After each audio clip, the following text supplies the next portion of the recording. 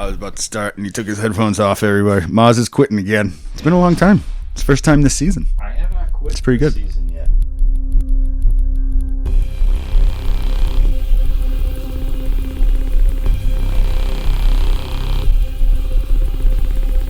Welcome to the edge of nowhere.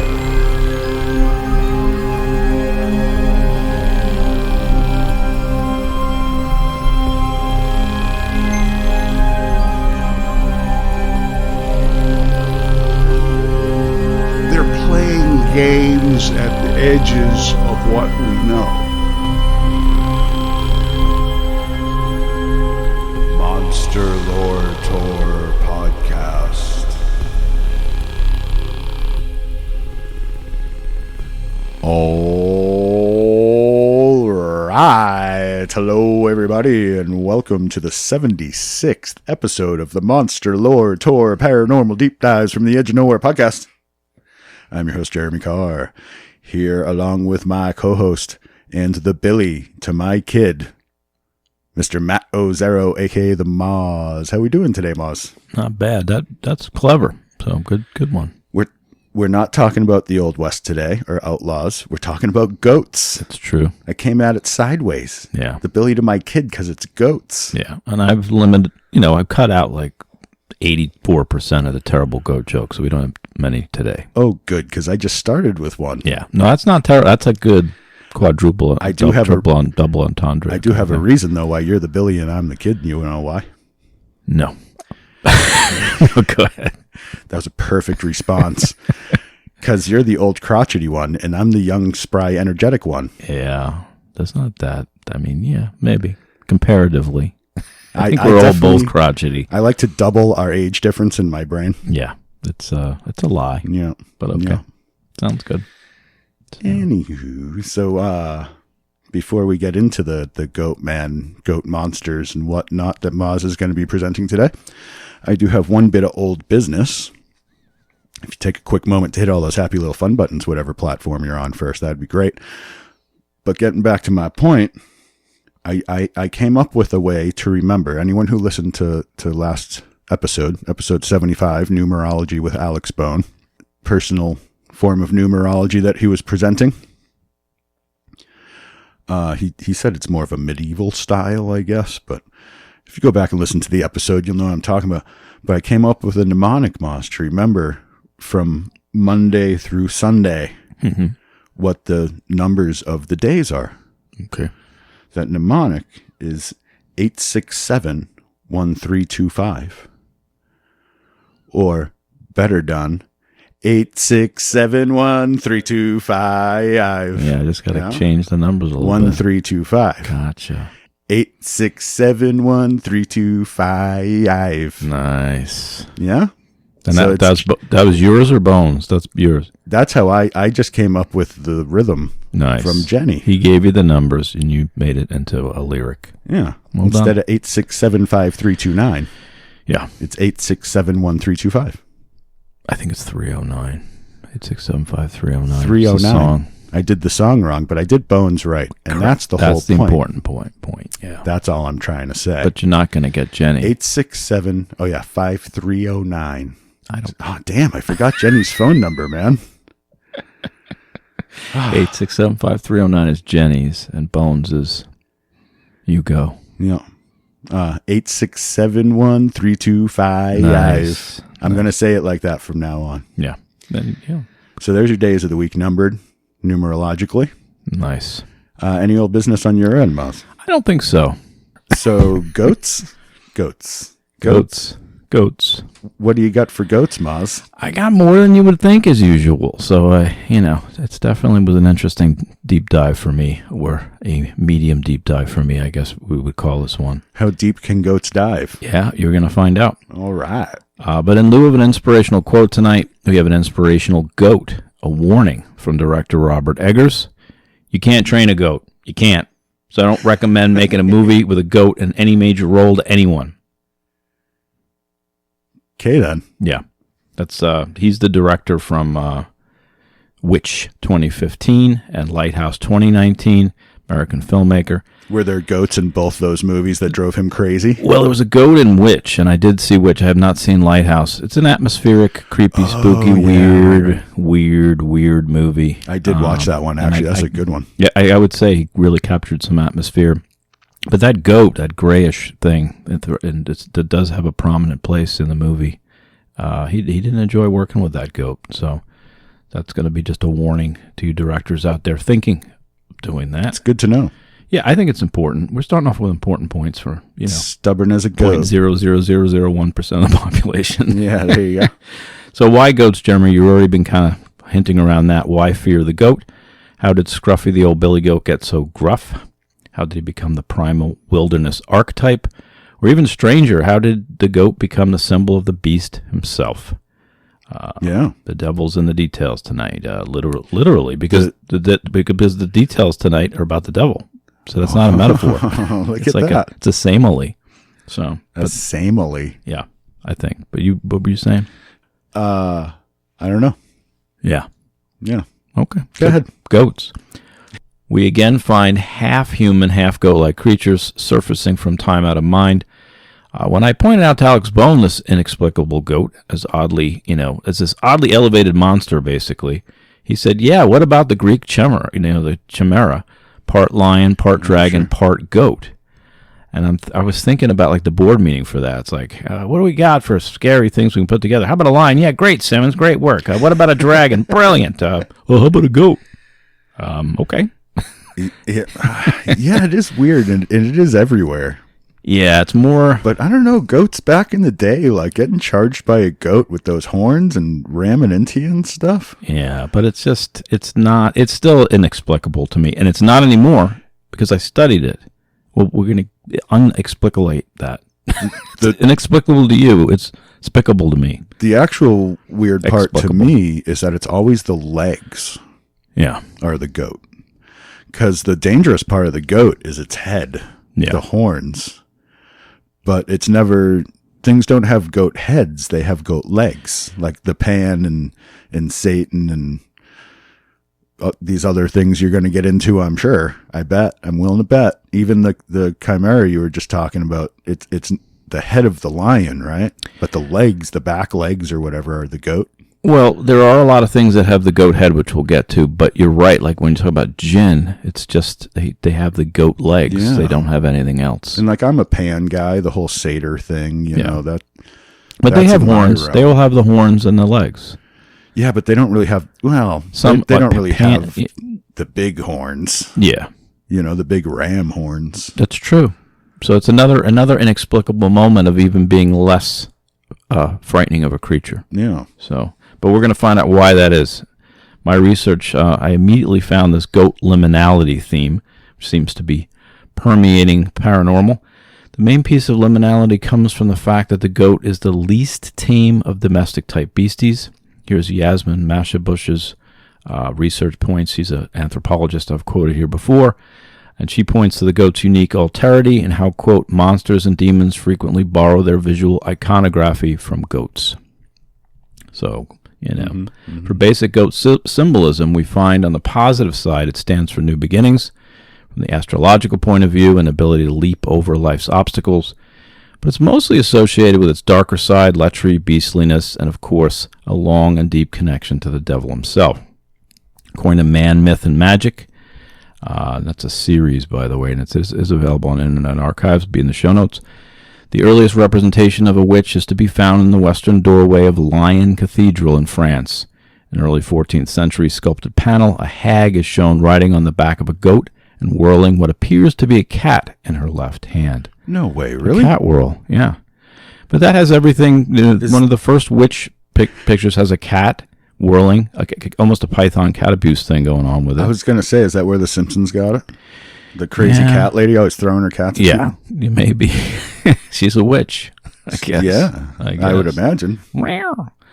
But the first... is that really true? Like she's swinging a cat around? Yeah, this is 14th century, and she's riding a goat, and she's swinging a cat. It's one of the first, like medieval depictions of a witch, so it is one of those. That sounds like something I should have known already.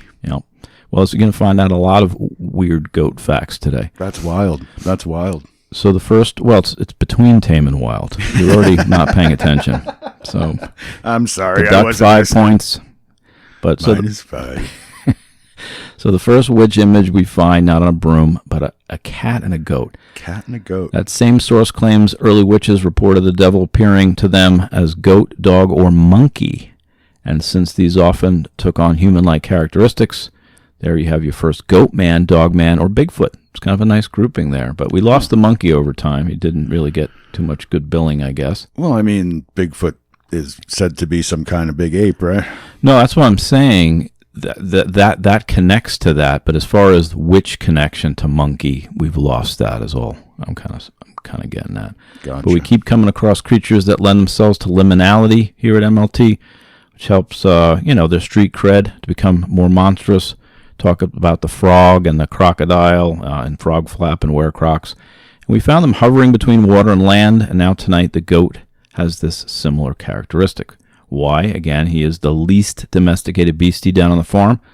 So allegorically, the goat occupies that space smack dab between wild and tame. Right. Wame, I guess. We keep them around, but they're not tamed.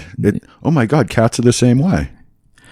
Cats are not actually domesticated. They're wame. A cat stays with you because it wants to. Well, it's a size issue with cats. They were big enough, they would be tough, just like any other thing we try to tame of that type. You could be eaten by it one day when it's angry. Right. So they're not even really tame. Well, they're technically textbook wise, cats aren't actually domesticated. Yeah, they're the worst murderers. I read an article that they're like the worst murderers on the planet. Like they eat more things than anything. Just in America, they kill like 3 billion songbirds a year. Yeah. And that's like house cats. Right. But you put that together with the goat thing where they're like the ones that humans always keep around and have had around forever, but they're like not actually domesticated. They're right.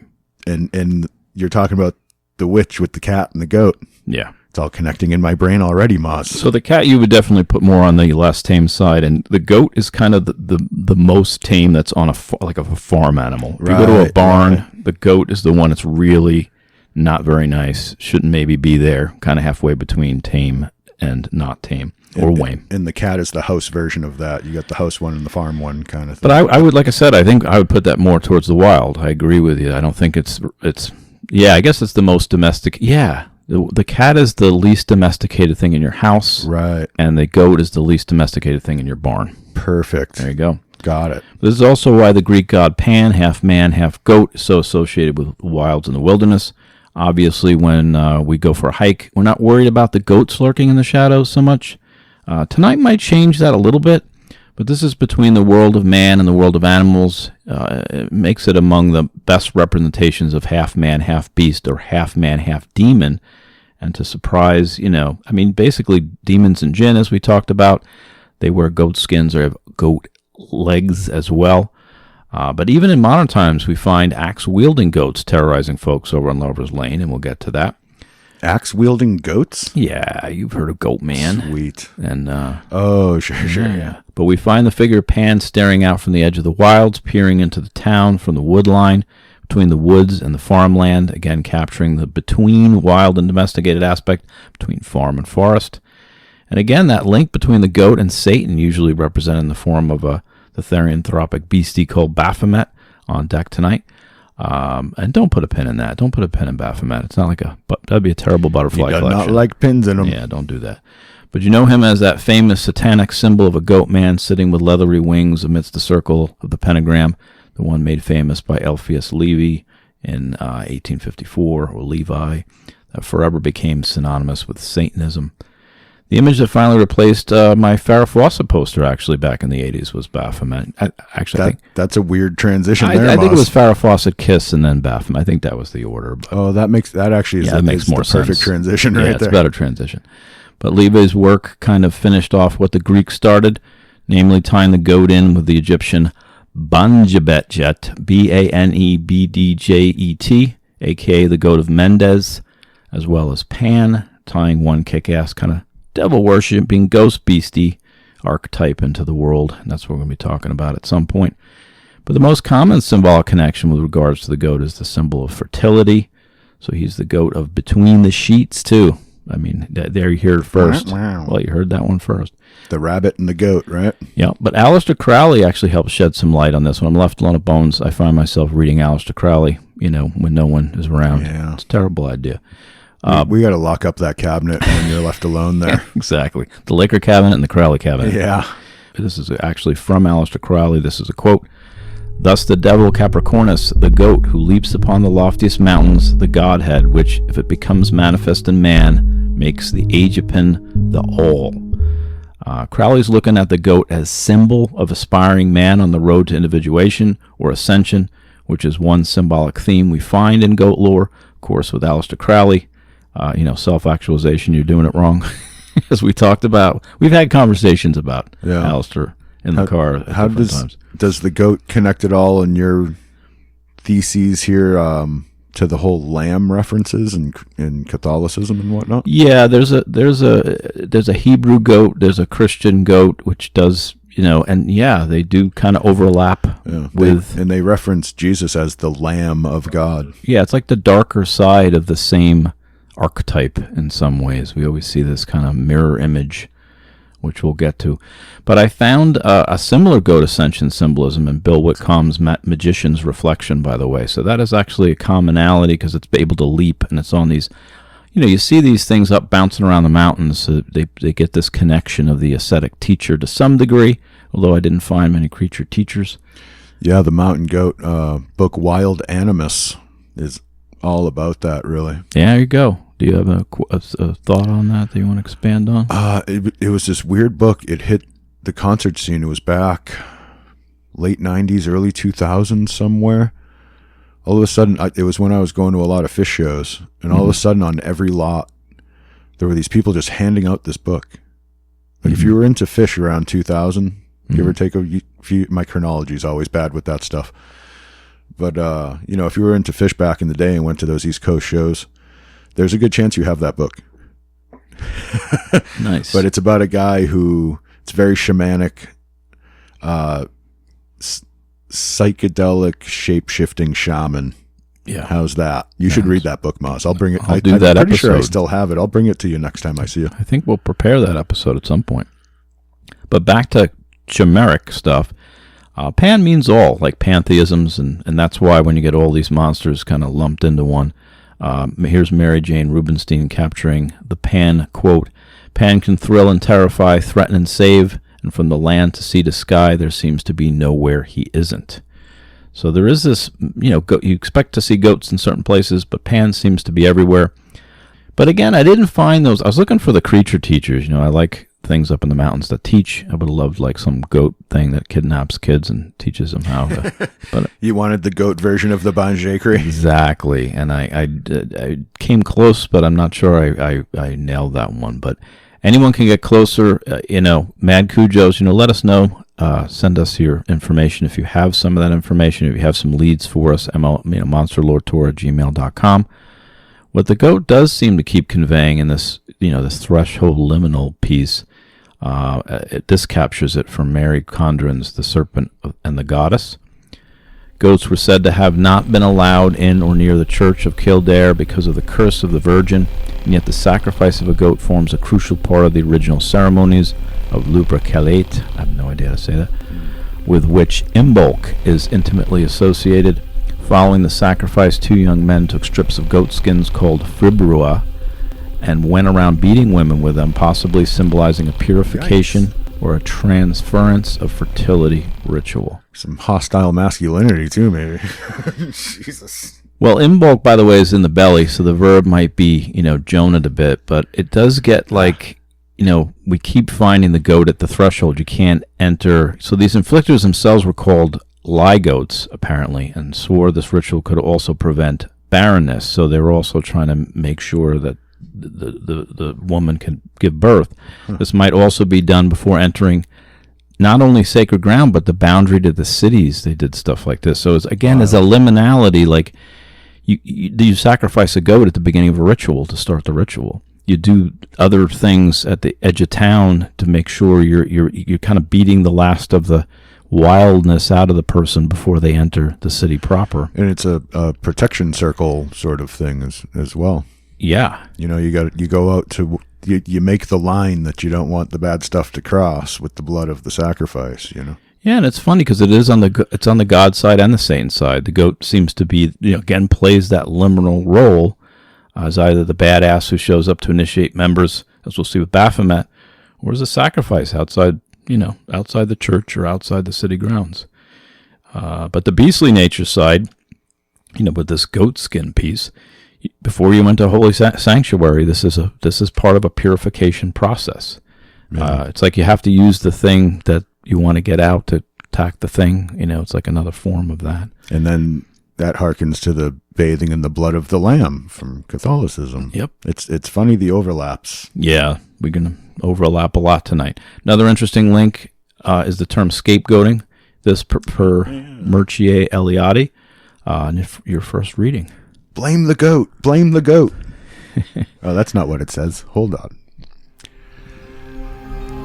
In broad outline, the ceremony of expelling demons, diseases, and sins can be reduced to the following elements: fasting, ablutions, and purifications, extinguishing the fire and ritually rekindling it in a second part of the ceremonial, expulsion of demons by means of noises, cries, blows, indoors, followed by their pursuit through the village with uproar and hullabaloo. This expulsion can be practiced under the form of the ritual sending away of an animal, type scapegoat, or of a man, type Mamurius Veturius. Who wrote this? Regarded as the material vehicle through which the faults of the entire community are transported beyond the limits of the territory it inhabits. The scapegoat was driven into the desert by the Hebrews and the Babylonians. So yeah, again, that from Eliade's myth of the eternal return. And again, he was translated from French into English, and it is a little that Latin seemed weird. But his writing in general, you have to get used to a little bit. But yeah, I gotcha. But both the monstrous and the notion of assigning blame is associated with the goat. Same way Pan emerges as the ultimate other, ultimate hybrid, and even ultimately, it starts to make sense here a little bit, just as a monstrous scapegoat, a receptacle for the sins and shadow side of the community's baggage. The devil made me do it kind of stuff. Yeah, but speak of the devil, let's talk Baphomet and satanic initiation rites. Women must... So the devil is the ultimate scapegoat, right? Because the devil made me do Yeah, it. he was the one banished to the woods. That's the ultimate scapegoating, and right. The devil's the goat. There you go. Right. And then back to the liminality, we always find the monsters in between and the margins of community. Things that are totally wild, we just ignore, we try to kill. It's the monster. Things that are liminal can kind of sneak in and become. That's why we have to make sure we don't make sure a werewolf doesn't come into the church, because anyone's going to shoot a werewolf on sight. But the goat can come in amongst us and take the women. So you got to be careful of that, as we'll see. By the way, a little content warning tonight, because there's a lot of girl on goat action tonight. Well, that's where the whole satyr thing comes from. Yeah. Yep, exactly. There's a lot of that. But we'll get to Baphomet here. And some other, strangeness. But again, the goat represents part man and part beast, part bestial, part transcended. It stands with goat hooves close to the animality of earth, but its head is more human-like, with its horns jutting to the sky and its leaps reaching those mountains. Kind of that ascension, that enlightenment piece is still within it. But I went looking for the first civilizations, namely Sumer and Babylon, for any sign of our quarry, and yes, we find goat hoof prints in those distant lands, as well as before they trotted off to Greece and the rest of Western civilization. In the book Babylon and Sumer Myths and Tales, I found a god called Uz, U-Z, which, get this, the same as the Akkadians' word for the goat. He's a god who dons the old goat skins, and he sits on the throne. So this kind of ties in Inanna, the main goddess of Babylonian pantheon as well, which I was talking to Bone about, also known to the Assyrians and Akkadians as Ishtar. This same source points to an actual goat cult in that region quote, and this is again from Babylon and Sumer Myths and Tales, "This cult of the great appears to be a very ancient origin, and the strange thing is that it seems to have found its way into medieval and even into modern magic and pseudo-religion. There's very little doubt that it is Baphomet of the Knight Templar and the Sabbatic goat of the witchcraft of the Middle Ages. It seems almost certain that when the Crusaders sojourned in Asia Minor, they came into contact with the remains of the old Babylonian cult." So they are linking it further back. Wow. A lot of people think it starts with the Knights Templar, which we'll get to, but... You know what that makes me think of? Is the movie Dragnet with Dan Aykroyd and Tom Hanks. Yeah. Yeah. And you may say why. Now people know how old I really am. Yeah. Because they go to the satanic ceremony and everyone's dressed as goats and they're wearing the goat leggings and the goat heads and... Mm-hmm. Right. Oh, dancing now that around makes in sense. the goat leggings. And, Now that all makes sense. yeah. But I remember the original series, so, I don't even, I guess we are... See, there you are. go. Yeah. You say Dragnet, you think of the black and white TV show. I think of the movie with Dan Aykroyd and Tom Hanks. Yeah. That's the difference in our age, right You there. kids today. But they are hinting at the Templars again, which we'll get to. And here's a link to Baphomet, the goat-headed satanic symbol, which is coming on deck. But before we deep dive Baphomet and Pan proper, let's look at some of the goat monsters from around the world. I like to do my little goat global roll call kind of thing. A lot of variations of that Capricornus we talked about earlier when talking Crowley. Here's Teresa Bain. Adopted into ancient Greek mythology from the Mesopotamian mythology, the chimerical Capricornus, goatfish, was said to have been created when the god Pan, fleeing into Egypt to escape Giganti, a race of beings born of the goddess Gaia, Typhoeus dove into the Nile River where his hindquarters were transformed into the lower half of a fish. His upper body was transformed into a goat. So we have this fish component as part of that.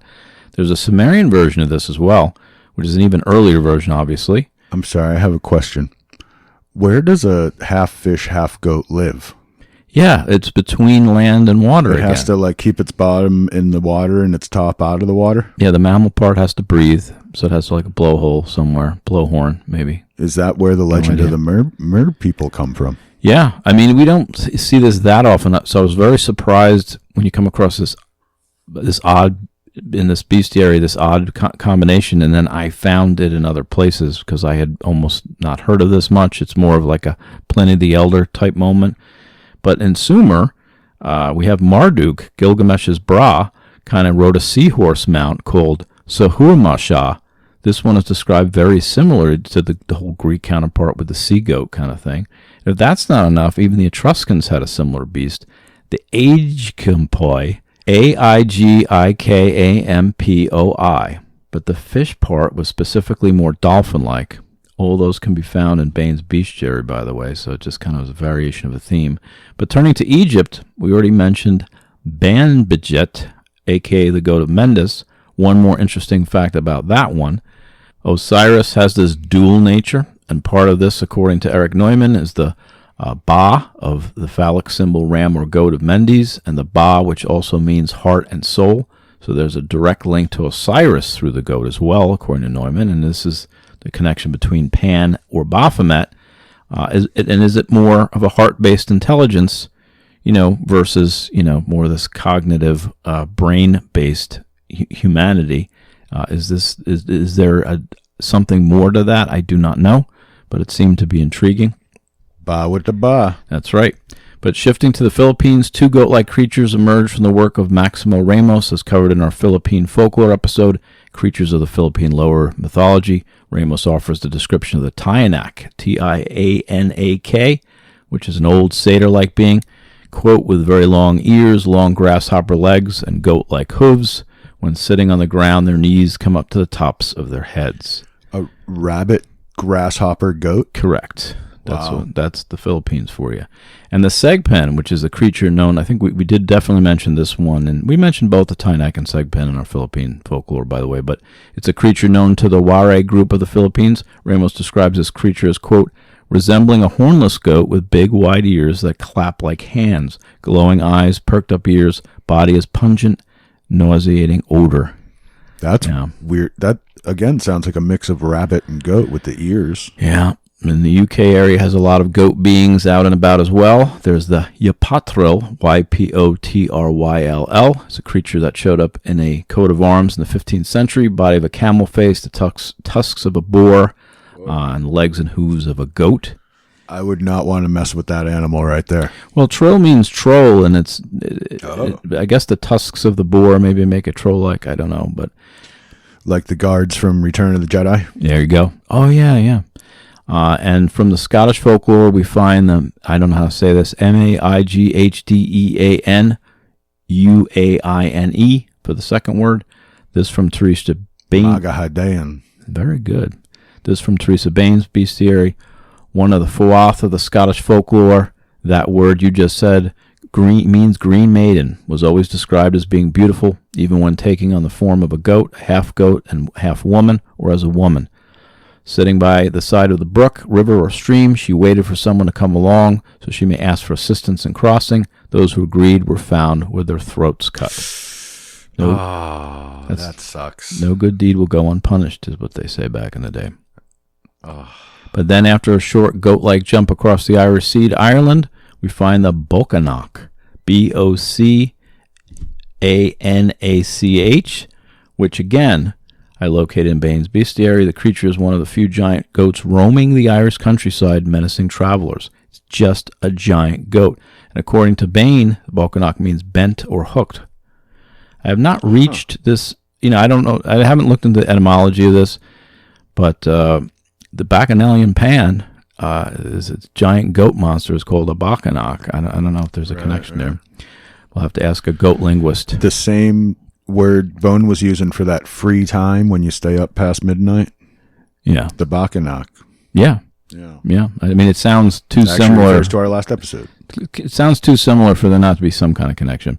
Before we leave this neck of the woods, the Celtic world in general had some interesting great lore.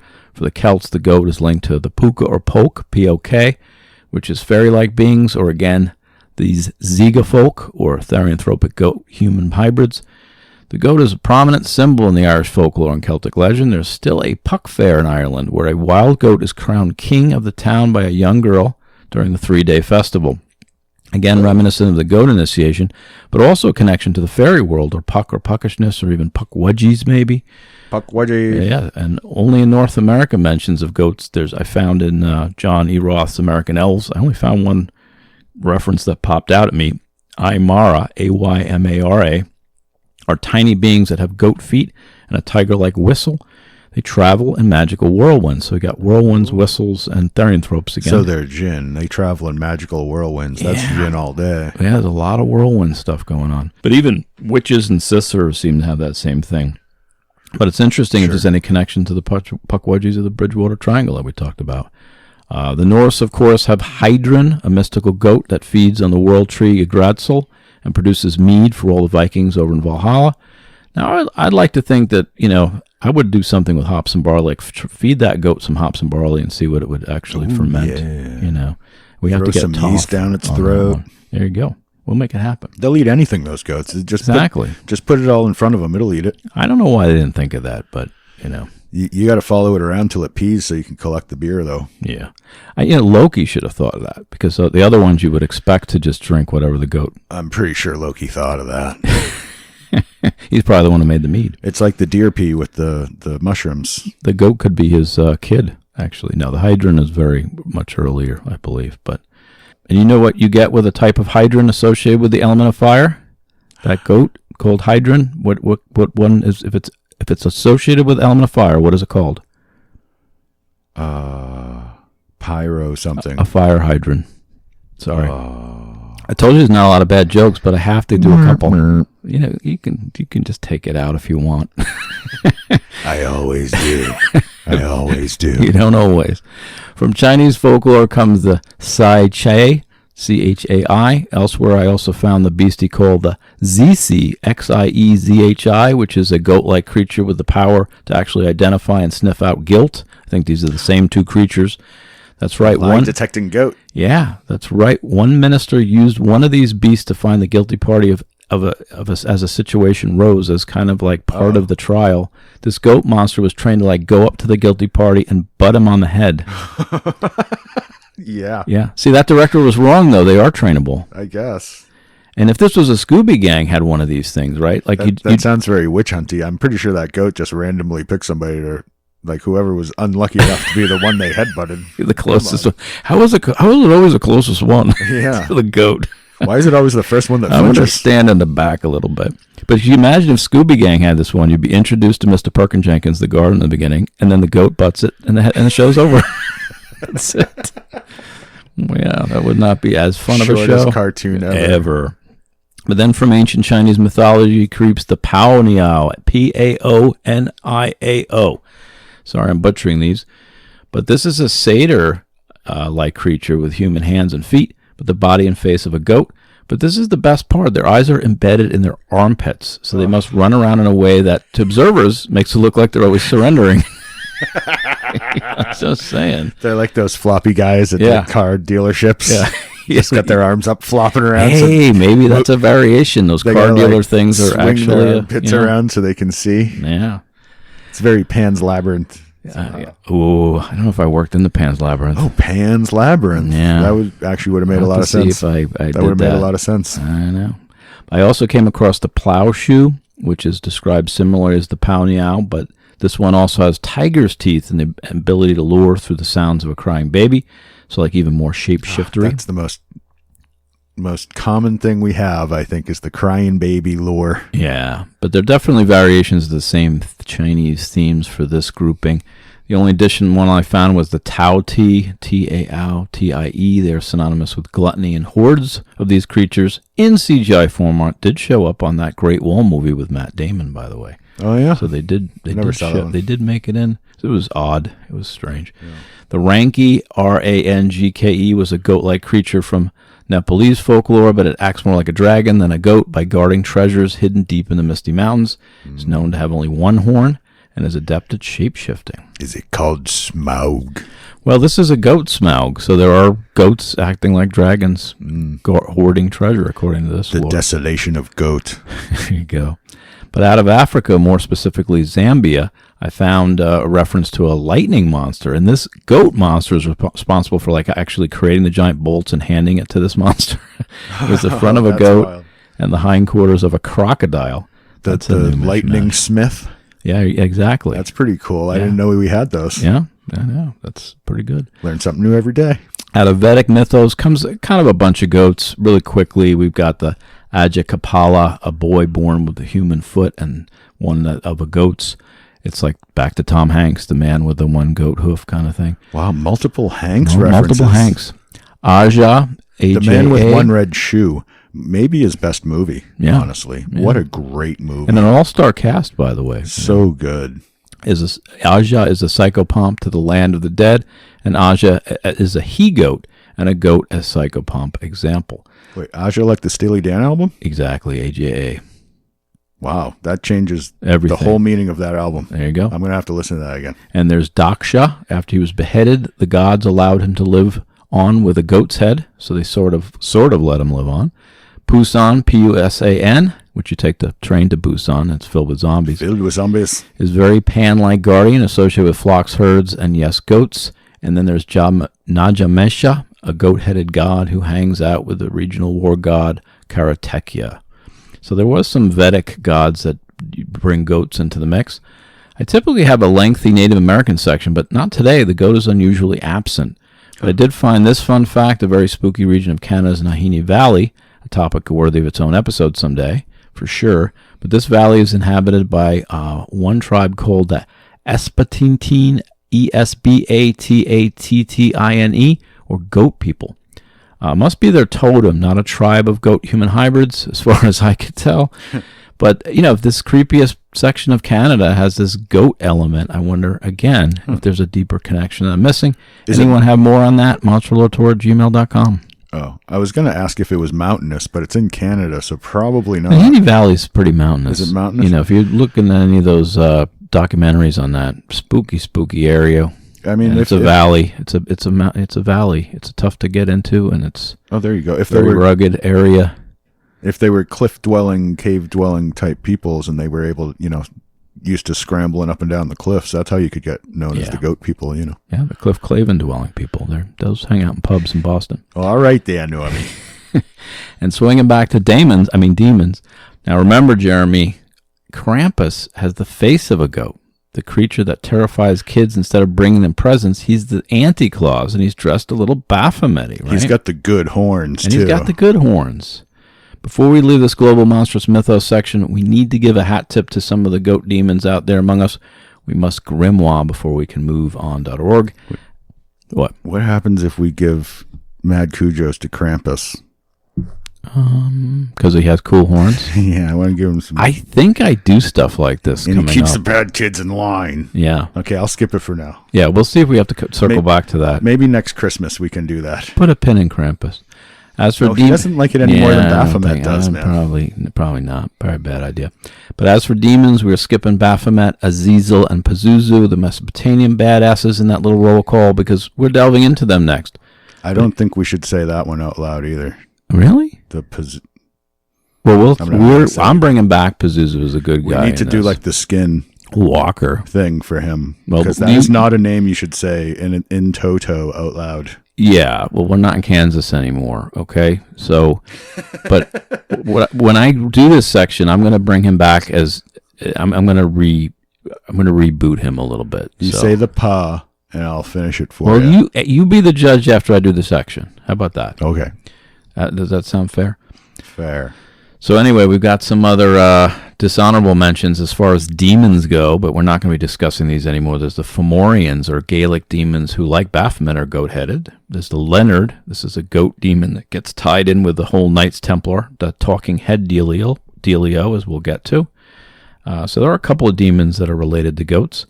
And as mentioned, the jinn are associated with demons. They often have goat legs. You know, it's their one tail that they can't kind of transform back. There's another hint that the goat and the jinn are somehow linked. This one I dug out from the mausoleum, by the way, from way back to my last episode. Ooh, can I use the bumper? And it's, yeah, maybe. Call back to the mausoleum. Welcome to the mausoleum. Oh, God. What is that smell? Some Muslims believe there are locations on the planet in which a genie or a jinn family exist and share our world. One of these locations is located in Oman on the Selma Plateau, in a very remote area known as Malis al-Jinn, the meeting place of the jinn. Although many citizens of Oman, especially in the nearby villages, believe the cave is the home of a jinn, the name was actually given by 20th century explorers who were fascinated with the locals' beliefs.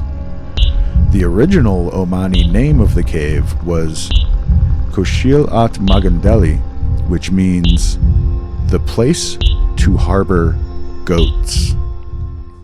Huh. So that again from Rosemary Ellen Guiley's Vengeful Jinn. Yeah, so we have this meeting place of jinn, but the jinn-inhabited cave itself is called the place to harbor goats. So there's really a strong tie-in between, because they think the jinn live there, but they call it the place to harbor goats. So let's, it has to be back to the goat feet, but at the same time, that can't be a coincidence. So there is things that make you go, And then I found, for all you Grimm fans out there, there is the Zegafolk episode. There's a goat person episode, and he kind of runs a bed and breakfast, and he's basically very lecherous, where he drugs these women. He has all these women in the basement, basically. Oh, no. Yep.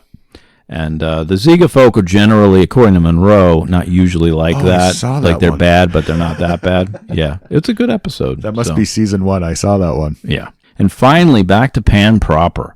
Pan is a mythical wild man of Acadia and surrounding areas of Europe and beyond. He is yet another therianthropic half-goat, half-man creature, like the satyr or fauns or the Silenoi, Seilenoi. These are all variations of the same lusty goat man, but Pan is the alpha in this whole group. All these goat men, come with the same symbolism, namely profane masculine energy, according to Bill Whitcomb, make Acadia great again kind of stuff. But as we talked about, Pan eventually becomes associated with the word all, as in pantheisms or pantheon, But there are other etymological thoughts on this one. Originally, the word pan is believed to have come from the Akkadian word for rustic, I found. I also found pan, P-A-E-A-N, peon, to pasture, or apion, A-P-A-O-N, companion.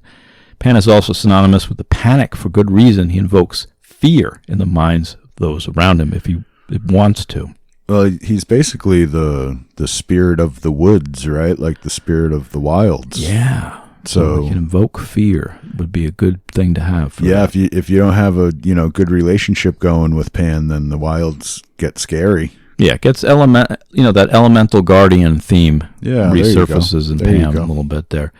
So also seems Pan's like the Lorax. He speaks for the trees. Oh, that's an Ent. Don't jump too far ahead. I am going to do a tree one. Okay. That makes more sense. Arbor Day. An Ent. I'd like to do that around Arbor Day this year. Yeah, totally.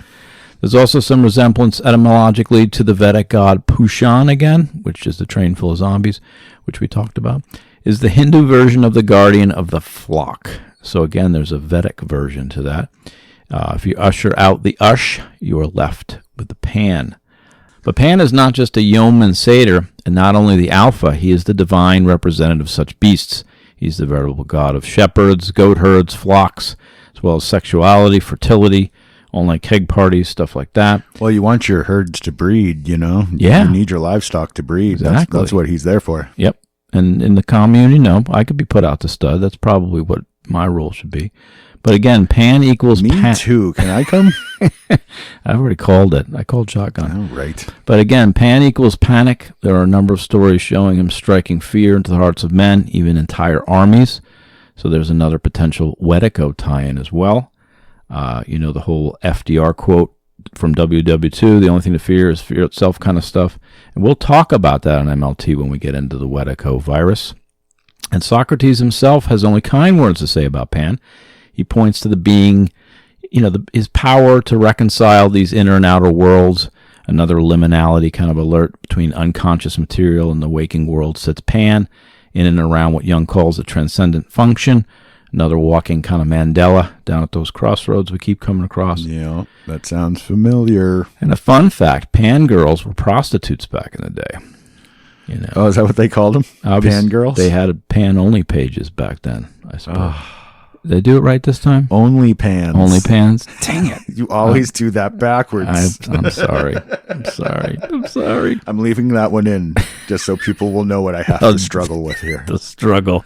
The struggle is real, people. The struggle is real. Mein Kampf with Pan girls. But Dionysus sometimes assumed the form of a goat as well. He and Pan definitely shared some of the same hobby interests. A lot of overlap between those two. They both liked dancing and music and lovemaking, but Pan also liked noise. They both did. And they both, very hedonistic kind of hobbies. Dionysus actually is seen in one depiction. I found this in Joseph Campbell book somewhere. He's like, Dionysus is riding a goat.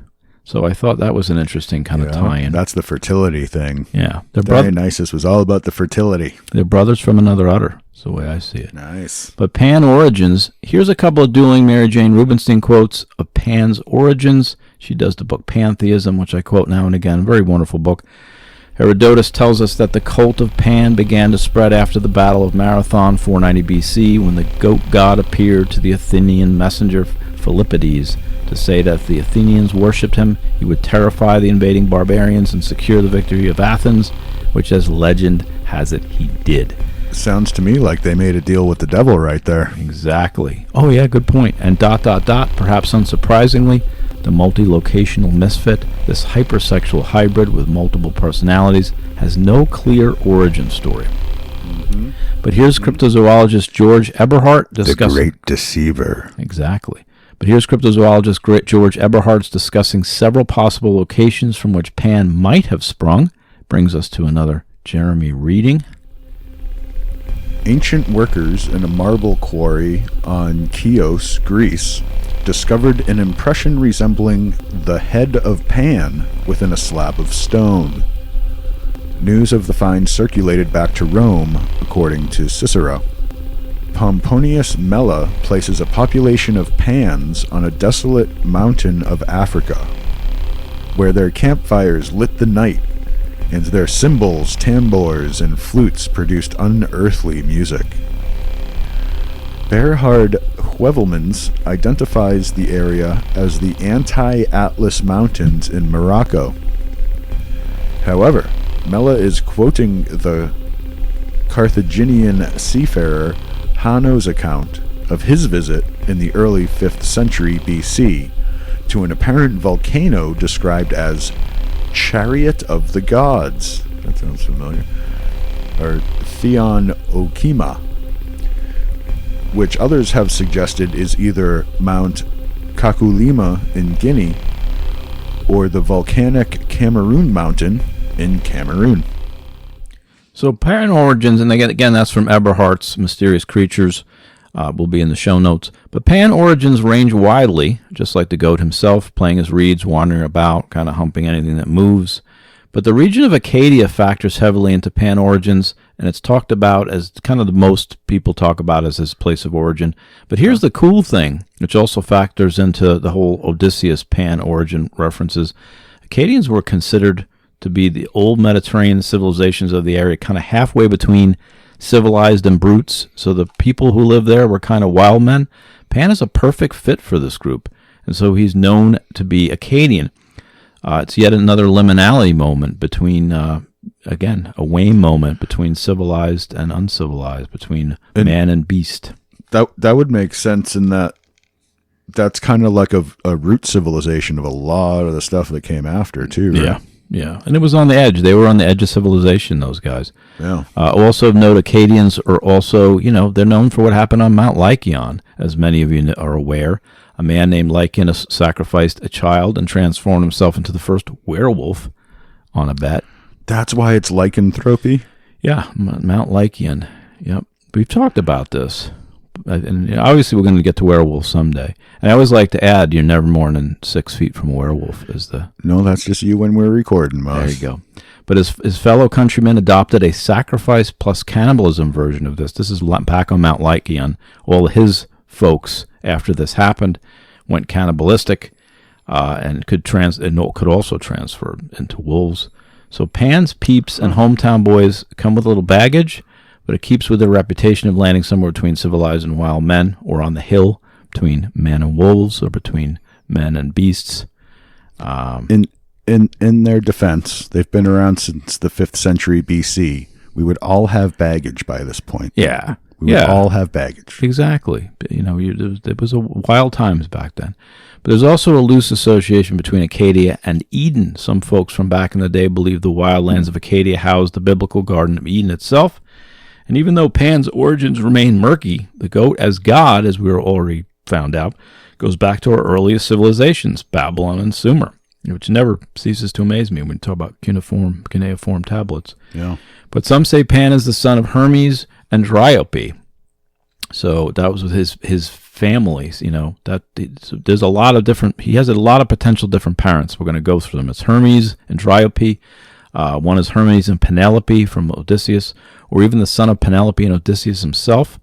Some people say it's Kronos himself, the Titan, which is Pan's father. The keeper of time. Yeah. It seems like he predates Odysseus, so I don't know why that's a thing. Because he's Kronos, he's the keeper of time. Nothing can come before him because he controls time. There you go. Kronos, the keeper of time. They're brought to you by... But the possible parental units are endless because he is the god of fertility. After all, and this is not surprising, but my favorite version goes back to Penelope, Odysseus' wife, as his mother, but the father is all of the suitors combined. It's like a Pan's only page or kind of thing. A veritable pantheon of suitors. Exactly. It reminded me of Wes Craven. Like Freddy Krueger's mom is like locked into an asylum overnight. I don't like thinking about that scene. Yeah. Well, I'm just saying that's kind of the same scenario. Yeah. Except much older. Yeah. Today, however, Pan symbolizes much more than he ever used to. His repertoire is now somewhat expanded. Here's Paul Robichaud's book, which will be in the show notes. Quote, "From those remote origins, he comes to have a rich variety of identities that shift and change through the centuries. Cosmic god of all, symbol of bestial lust, demon, protector of forests, cipher of Stuart monarchs, symbol of the latent powers in nature. terrifying god of the abyss, source of occult knowledge, a symbol of gay love, guardian of wild animals, horn god of the witches, ruler of nature spirits, archetype of the unconscious, and many more. That's the old usage of gay, right? Yeah. Yeah, okay. No, it's homosexual. Oh, homosexual. Oh, okay. yeah. But, I mean, we'll get into that a little bit. So with Baphomet in particular as well. But that's from Pan, the Great God's Modern Return. So he's basically into any kind of party you want to throw. Well, if you look at Baphomet, Baphomet has breasts in many of the depictions. Really? Well, here's the very androgynous kind of right. thing. It's more about the sacred shamanic piece, I believe, and we'll get to that a little bit. Very everything at once kind of thing. Exactly. Gotcha. But another fun fact, I could be wrong on this one, but what other figure gets to visit Olympus as something part animal? I mean, Pan gets to. I mean, am I wrong? He's half man, half goat, but he ends up in Olympus at times at parties, and I don't know if anyone else gets that. Yeah, I don't know. Like, so he's between. There were owls there, I'm pretty sure, but they weren't part human either. They were no. owls. It was just Athena's pet. Pets were allowed, but I'm trying to come up with something because there's so much of I'm not sure. I could so be much wrong of on the this half one. human kind of stuff in that mythos, but I can't think of anyone else who actually people got were to turned Olympus. into things like the guy who ends up, well, I was thinking the Forge Vulcan.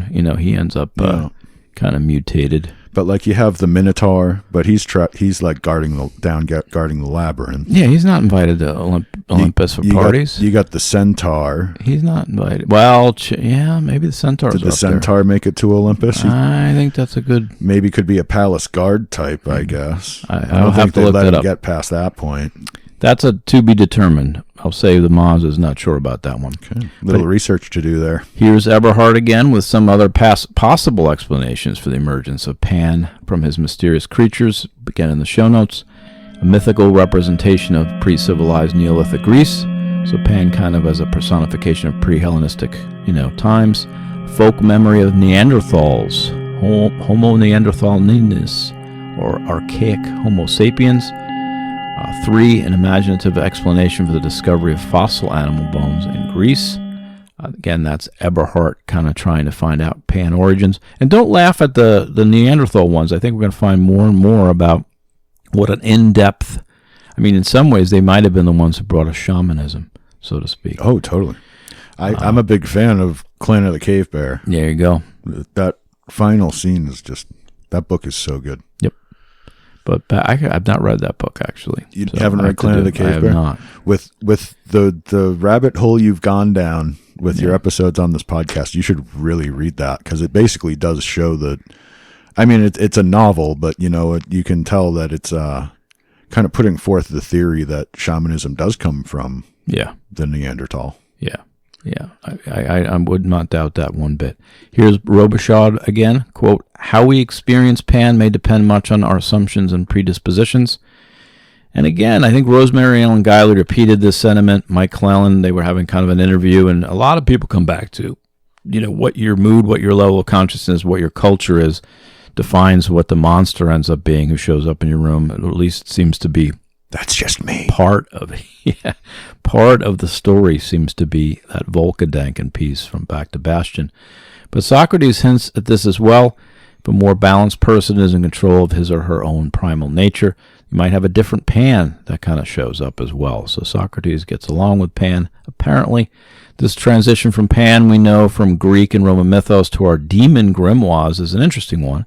For one, after Pan allegedly died, Plutarch reasoned he must be a demon because angels can't die, but sometimes demons do. Ooh. So the death of Pan was a big deal. Things got even worse for Pan's death when people tried to use they used the medieval equivalent of a Ouija board to summon him. And many people were frightened to death, literally, because, remember, Pan equals panic. So it's a terrible idea. Yeah. So summoning him in this fashion turned out to be really bad, but that's, again, why he became more associated with the demonic, which could have nothing to do with Pan. Could be just what surfaced during a seance, basically. So are you saying I can raise Pan with a Ouija board? Well, I think it's a terrible idea. I wasn't ever going to use one of those again, but if I can raise Pan, I might. Yeah, I think I'll be in the other room, sipping on something. Oh, that'll be deep in the woods. There you go. Deep in the woods. Well, you let me know how it goes. But Rubenstein captures the transition from shepherd god Pan to Baphometian or goat as satanic symbol. This is where the transition, this quote kind of captures it from her Pantheologies. Quote, all the Greek gods, that is, all the evil demons, and so the Lamb of God overcomes the goat god, who goes on to become not just one evil spirit among many in Christian imaginations, but the demon of demons himself, singling him out for his unbridled sexuality. Christian mythology parlays the horns, hooves, shaggy fur, and outsized phallus of Pan into the paradigmatic image of Satan. So there's your transition. There's a quote within a quote there, sadly. She does that to me a lot. Which brings us to Baphomet, goat as devil, or as they said back in the initiation day, go out in the woods, disrobe, and a goat will be along shortly. I'm familiar with that phrase. So sadly, that's accurate. But first, there is also an etymological link between the word Baph, B-A-P-H, and androgyny, as we talked about. So this goat monster is also between male and female, another monstrous position, back to liminality, back to what we talked about. I think we discussed in another episode how in ancient Rome, one of those emperors hunted down and killed hermaphrodites, if you remember that, out of fear of what they represented. Here's Rosemary Ellen Guiley's. And what do they represent? Well, potentially the sacredness, as you combine, Oh, because they're representing Baphomet. Well, or does Baphomet have that because they wanted it to be evil? Yeah, that's the thing. What came first, the chicken or the egg? Yeah, that's always a big question with me in those things. Well, a lot of this stuff comes back from Babylonian and Sumer. Then they had an image of this that was forward. Dark. But here's Rosemary Ellen Guiley's take on the etymology. Baphomet, and this is Baphomet now, not Pan. Quote, Baphomet may be a corruption of Mahomet or Muhammad. The English occult historian Montague Summers suggested it was a combination of two Greek words, Bapha, B-A-P-H-E, and Metis, or absorption of knowledge. Baphomet has also been called the Goat of Mendes, the Black Goat, and the Judas Goat. Should we get to most of those? Also, Baphometus is more specifically absorption of wisdom, or eventually the guardian of alchemy also. Huh. So it's like it takes the knowledge away from you, basically? Is that what that means? No, absorption of knowledge really does mean in that Aleister Crowley and more ascension of the human, and it does mean that. It's almost Luciferian then. Yeah, I mean, it depends, like we talked about. If you're going to go Cicero, this is more what we're talking about. Yeah, go big or go home. Yeah. But angels and demons both play this role of messenger between God and men, this liminal niche between spirit and corporeal beings. But again, what surfaces out of the face of the devil or the demons or the beast is a goat, which is why we're here today. But where does Baphomet come from? According to Britannica, the first time the word Baphomet shows up was in a laundromat outside of Yuma. No, that would make sense. I don't know what made me say that. But it was actually in a letter from 1098 penned by one Anselm of Ribamont, who noted the people, quote, called loudly upon Baphomet prior to the siege of Antioch.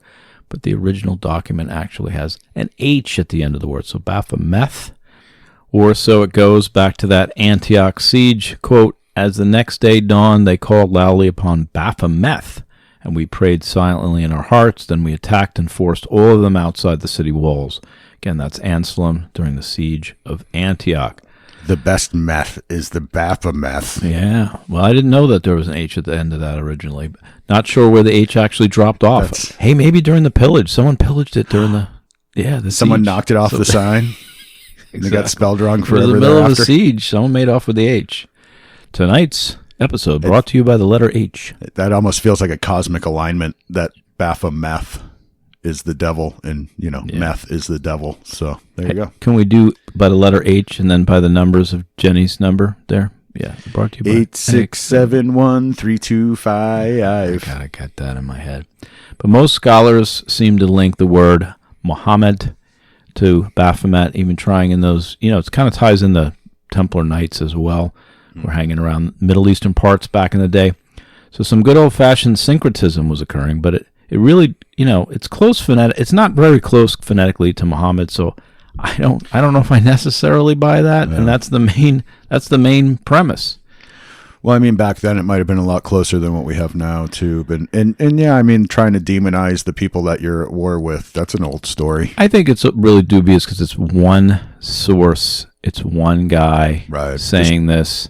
and he could have been totally getting it wrong. Sure. You know, That's a possibility too. but that's a conventional view. It is what it is. But back to Babylonian origins, and back to another quote for you. This figure was often described as possessing a goat's head and horns. That, too, the Sabbatic goat of the Middle Ages, was of Eastern and probably Babylonian origin, is scarcely to be doubted. At the witch orgies in France and elsewhere, those who were afterwards brought to book for their sorceries declared that Satan appeared to them in the shape of a goat, and that they worshipped him in this form. The Sabbatic meetings during the 15th century in the wood of Mouflanes, near Arras, had as their center a goat demon with a human countenance, and a like fiend was adored in Germany and Scotland. From all this, it is clear that the Sabbatic goat must have had some connection with the East. Eliphas Levi drew a picture of the Baphomet or Sabbatic goat to accompany one of his occult works. And strangely enough, the symbols that he adorns it with are peculiarly oriental. Moreover, the sun disk figures in the drawing. Now, Levi knew nothing of Babylonian mythology, although he was moderately versed in the mythology of modern occultism, and it would seem that if he drew his information from modern or medieval sources, that these must have been in direct line from Babylonian lore. Again, that from Babylon and Sumer Myths and Tales. Thank you for the reading. Uh-huh. And I feel like they're talking about, when they talk about Asia, they are talking about Babylon. They're not talking about... I did not find any from Chinese mythology or Japanese mythology or Right. Anything kind of resembling this. I could be wrong. Again, if people know more, let us know. Well, yeah, as Bone pointed out, those places are actually in Asia. People don't really think of it that way, but... Yeah, and the most widely believed origin of Baphomet, when Baphomet earns his name and maybe even his bat wings, comes from, yes, we mentioned these guys, this plucky band of 11 of the original Knights Templar, who allegedly rented a flat right next to King Solomon's temple to break into it. 11 guys in one flat. I mean, that could be a sitcom right there. And they tunneled into the temple from underneath and found a hidden chamber in the sacred temple where this famous scene plays out, wherein a disembodied head spoke to them about some of the secrets of Solomon's temple. Some say it was the head of John the Baptist. Others say it was really Baphomet, a form of the devil, deceiving the knights and corrupting them with lies. Another theory could be David Byrne, saving it, same as it ever was. Just letting the days go by, let the water hold me down.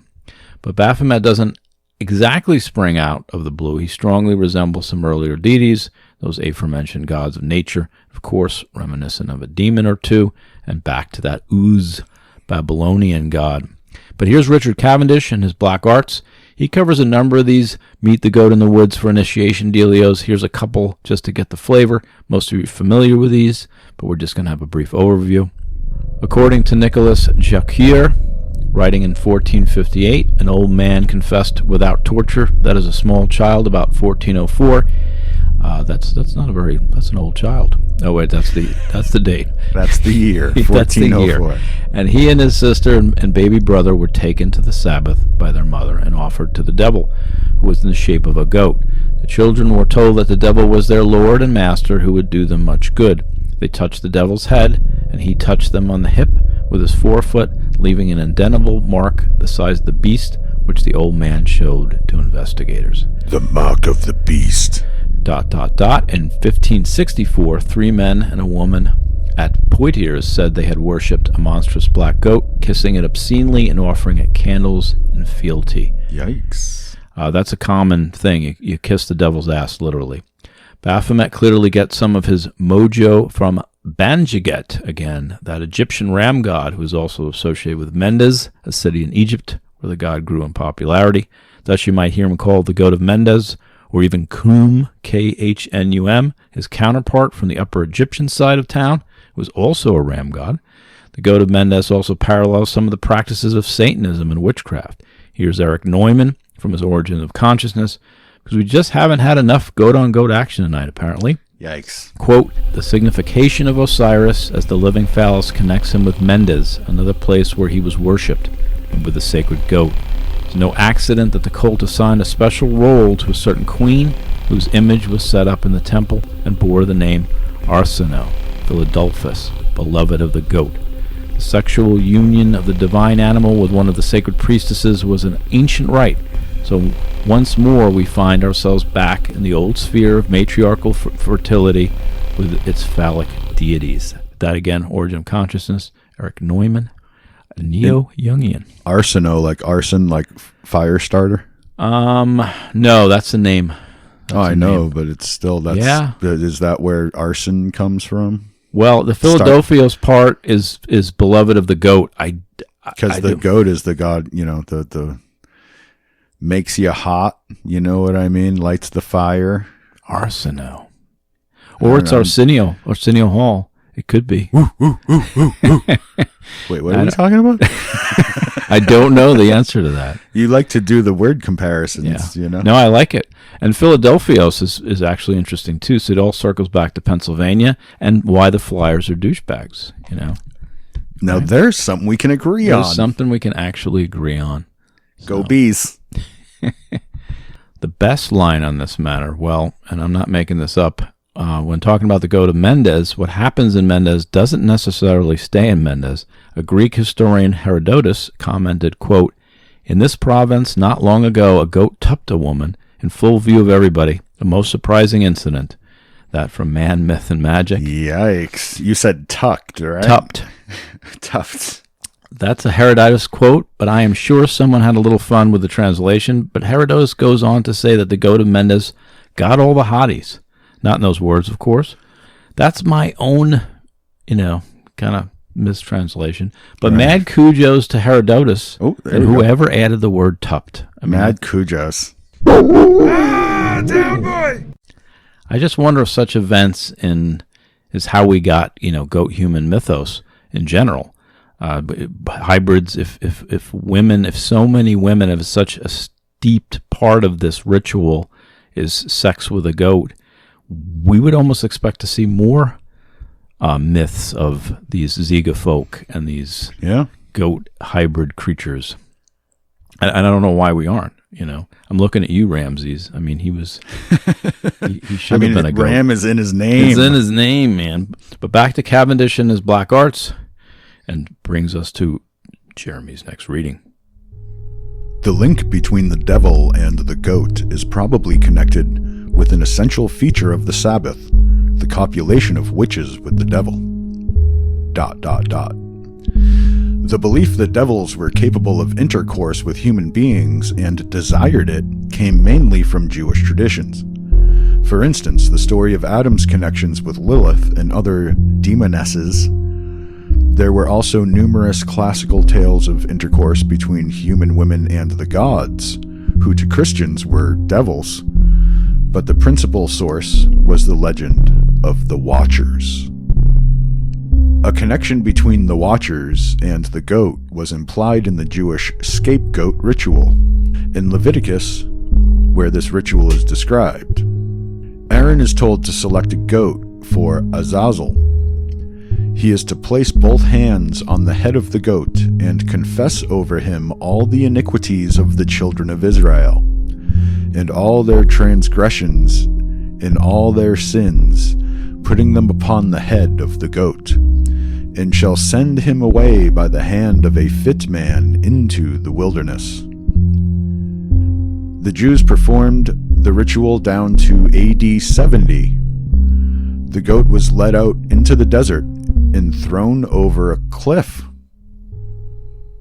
It's a very efficient way to sacrifice something. Just throw it off a cliff. There you go. They collect the meat. Are you supposed to eat it? Oh, no, I guess if you're sacrificing it, you leave it for the gods. Yeah, usually you're not eating it at that point. Right. That's usually the ritual. But again, we find that piece of the start of anything is this goat piece of it, leaving the beast behind, moving to, if it's the positive side of it, you're leaving the beast behind and you're sacrificing it, or you're trying to beat the last of your lechery out of your system before you go into a sacred place, Or on the dark side, you're merging with this thing, and this is the entity that's initiating you into this next level of a darker consciousness. So the goat's kind of very, again, all over the place back in the day. You know what it is? It's those eyes. Have you ever looked a goat in the eye? I don't, maybe weird. not. Maybe at a game forum when I was very young. They're really weird.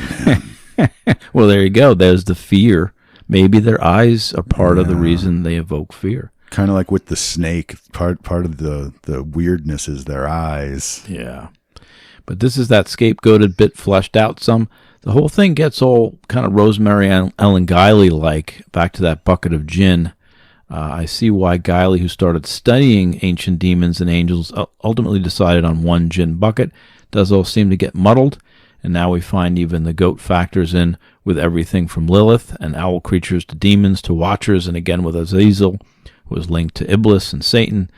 So Jewish lore does tie the watchers back into the mix, and is one theory as to how the powers of darkness, these dark angels, who may well be the first group to start lusting for human women, and Azazel, in this Hebrew version of events, is the head of the Watchers and leader of a legion of he-goat demons.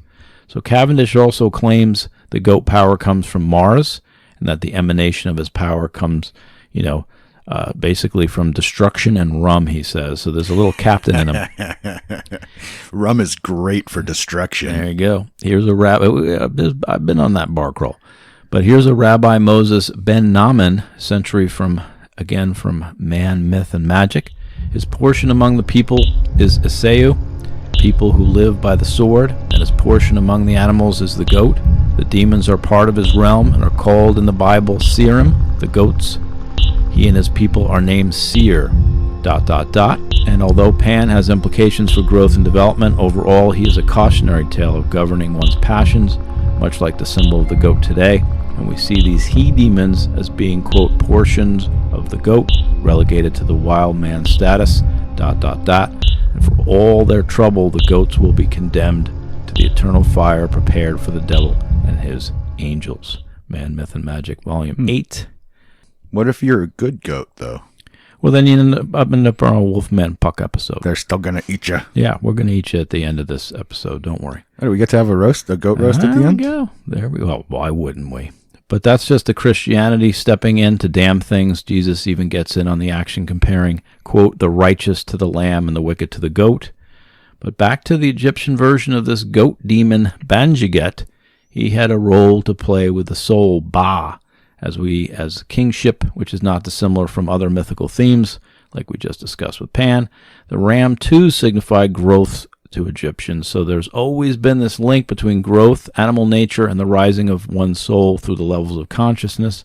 Baphomet, of course, changed this to more personal growth and power, Scythery, as we call it here in MLT. Yes, the dark arts. But it still remains a variation of this theme, albeit a darker one.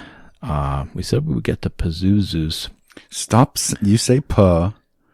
I told you we would do this part, and then you decide if we have to do that. Well, then it's already too late, though. Oh, well, it's all right. We'll Can do we it your err on way. the side of caution? All right, I'm with you. Okay. So who says what? If I don't do a good job, you can do it again. Let's do it 3. Let's do 3. Pa. Zoo. Seuss. Oh, It's like Electric Company. I like it. Is Babylonian demon you might know from such films as Exorcist 1 or Exorcist 2. But what you might not know about this badass demon is that Pa Zoo, back in Babylon, statues were actually placed over doorways as talisman, like a gargoyle. This demon was originally a protector of children, namely protecting them from Lamachtu, the real witch who hunts children by night in Old Babel and possibly Sumer. Pa Zoo was the god of wind and famine. He was often depicted with a dog-like canine mouth and a head of eagle's wings, basically. So dog-like head and eagle's wings. Sometimes even a scorpion's tail, a little manticore kind of thing going on. But it's the goat horns, or at least the goat headdress, that ties this demon in with our friend today. What's interesting is how Pa Zoo is often depicted with one hand up and one hand down, a variation of Alpheus Levi's depiction of Baphomet. Bone and I discovered this. It was in the background. We were basically, it was a funny ritual we were having, and I haven't seen Bone since he stepped out of the circle of salt, but we were trying to no, we weren't. We actually, I think it was just YouTube. It was on the background. I said, hey, why? We noticed it. And I was like, why does that have one hand up, one down for Zoo? And Baphomet is always depicted in that kind of same thing. I don't really know the answer to that, but so as above, so below is probably. The devil card in tarot decks, he'll usually have one hand up. Yeah, right. And I think it's so as above, so below, but yeah. I'll have to go look back through my alchemical grimoires, I guess. And the last ritual at Bones was ash, not salt. There you go. Ash Williams was there, as a matter of fact. Shh. Bone talked to Ash Williams. It's a true story. But the really interesting part, Zoo is also linked to Gozar the Gozerian, which is linked to the Ghostbusters and Bill Murray, which might explain how Mr. Murray survived so long unattended in Zombieland. That's just one of my early pre-Guano it's the best bits. Death scene ever. I was never very good at practical jokes. It's the best scene ever. But Bill Murray is in league with the Mesopotamian demons. It makes sense. I mean, I don't want to tarnish his legacy at all, but at the same time, it concerns me.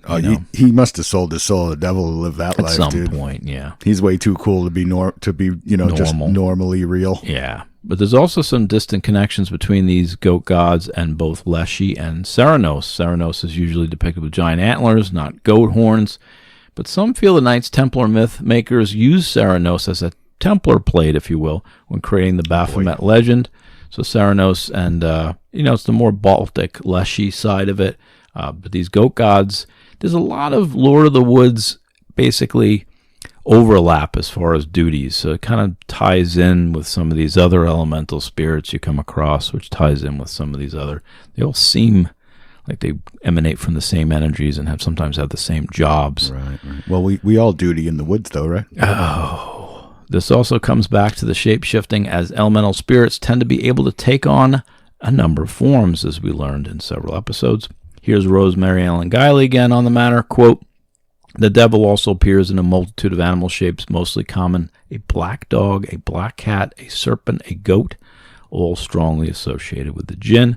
That from the jinn connection. There's the cat and the goat thing again, too. Yeah, and the silver spoon, little boy blue, he needed the money. Oh, I didn't. Oh, no. Do that all right, part. Dice. Yep. Jeez. Jump right to the punchline, why don't you? 8, 6, 7. I don't know. My brain's like 8, that. 6, 7, 1, 3, 2, 5. If we do it enough, people will actually remember it, and then you know the numbers of the days. There you go. We also heard monkey earlier from another source, which again seemed to have been lost to the fog of time, that connection. But now in the Necronomicon, even the fictional grimoires, we see an amalgamation of overlapping wilderness themes.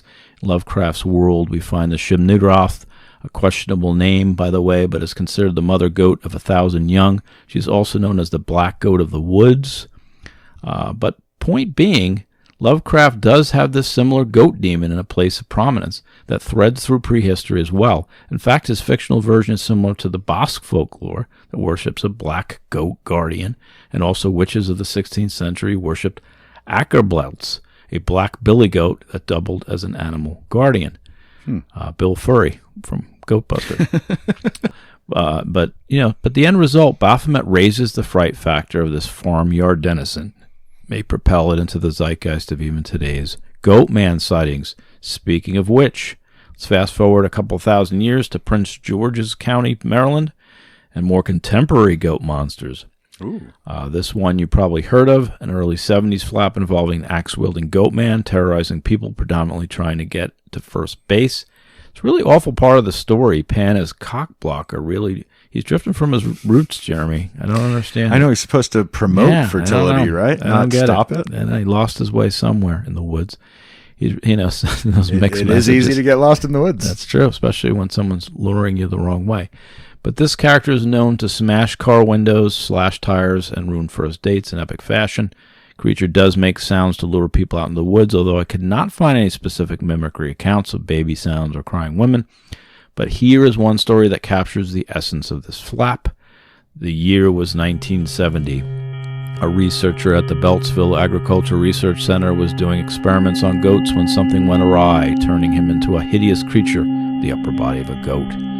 That is at least one of the theories of the origin of the Goatman of Prince George's County, a legendary monster that has attracted international attention over the years. The Goatman territory ranges from Beltsville to Bowie, Mitchellville, and Upper Marlboro. with the stories circulating from the 1950s to the 1970s, the heyday of suburban teenage folklore. That again, Legend of the Goatman from Prince George.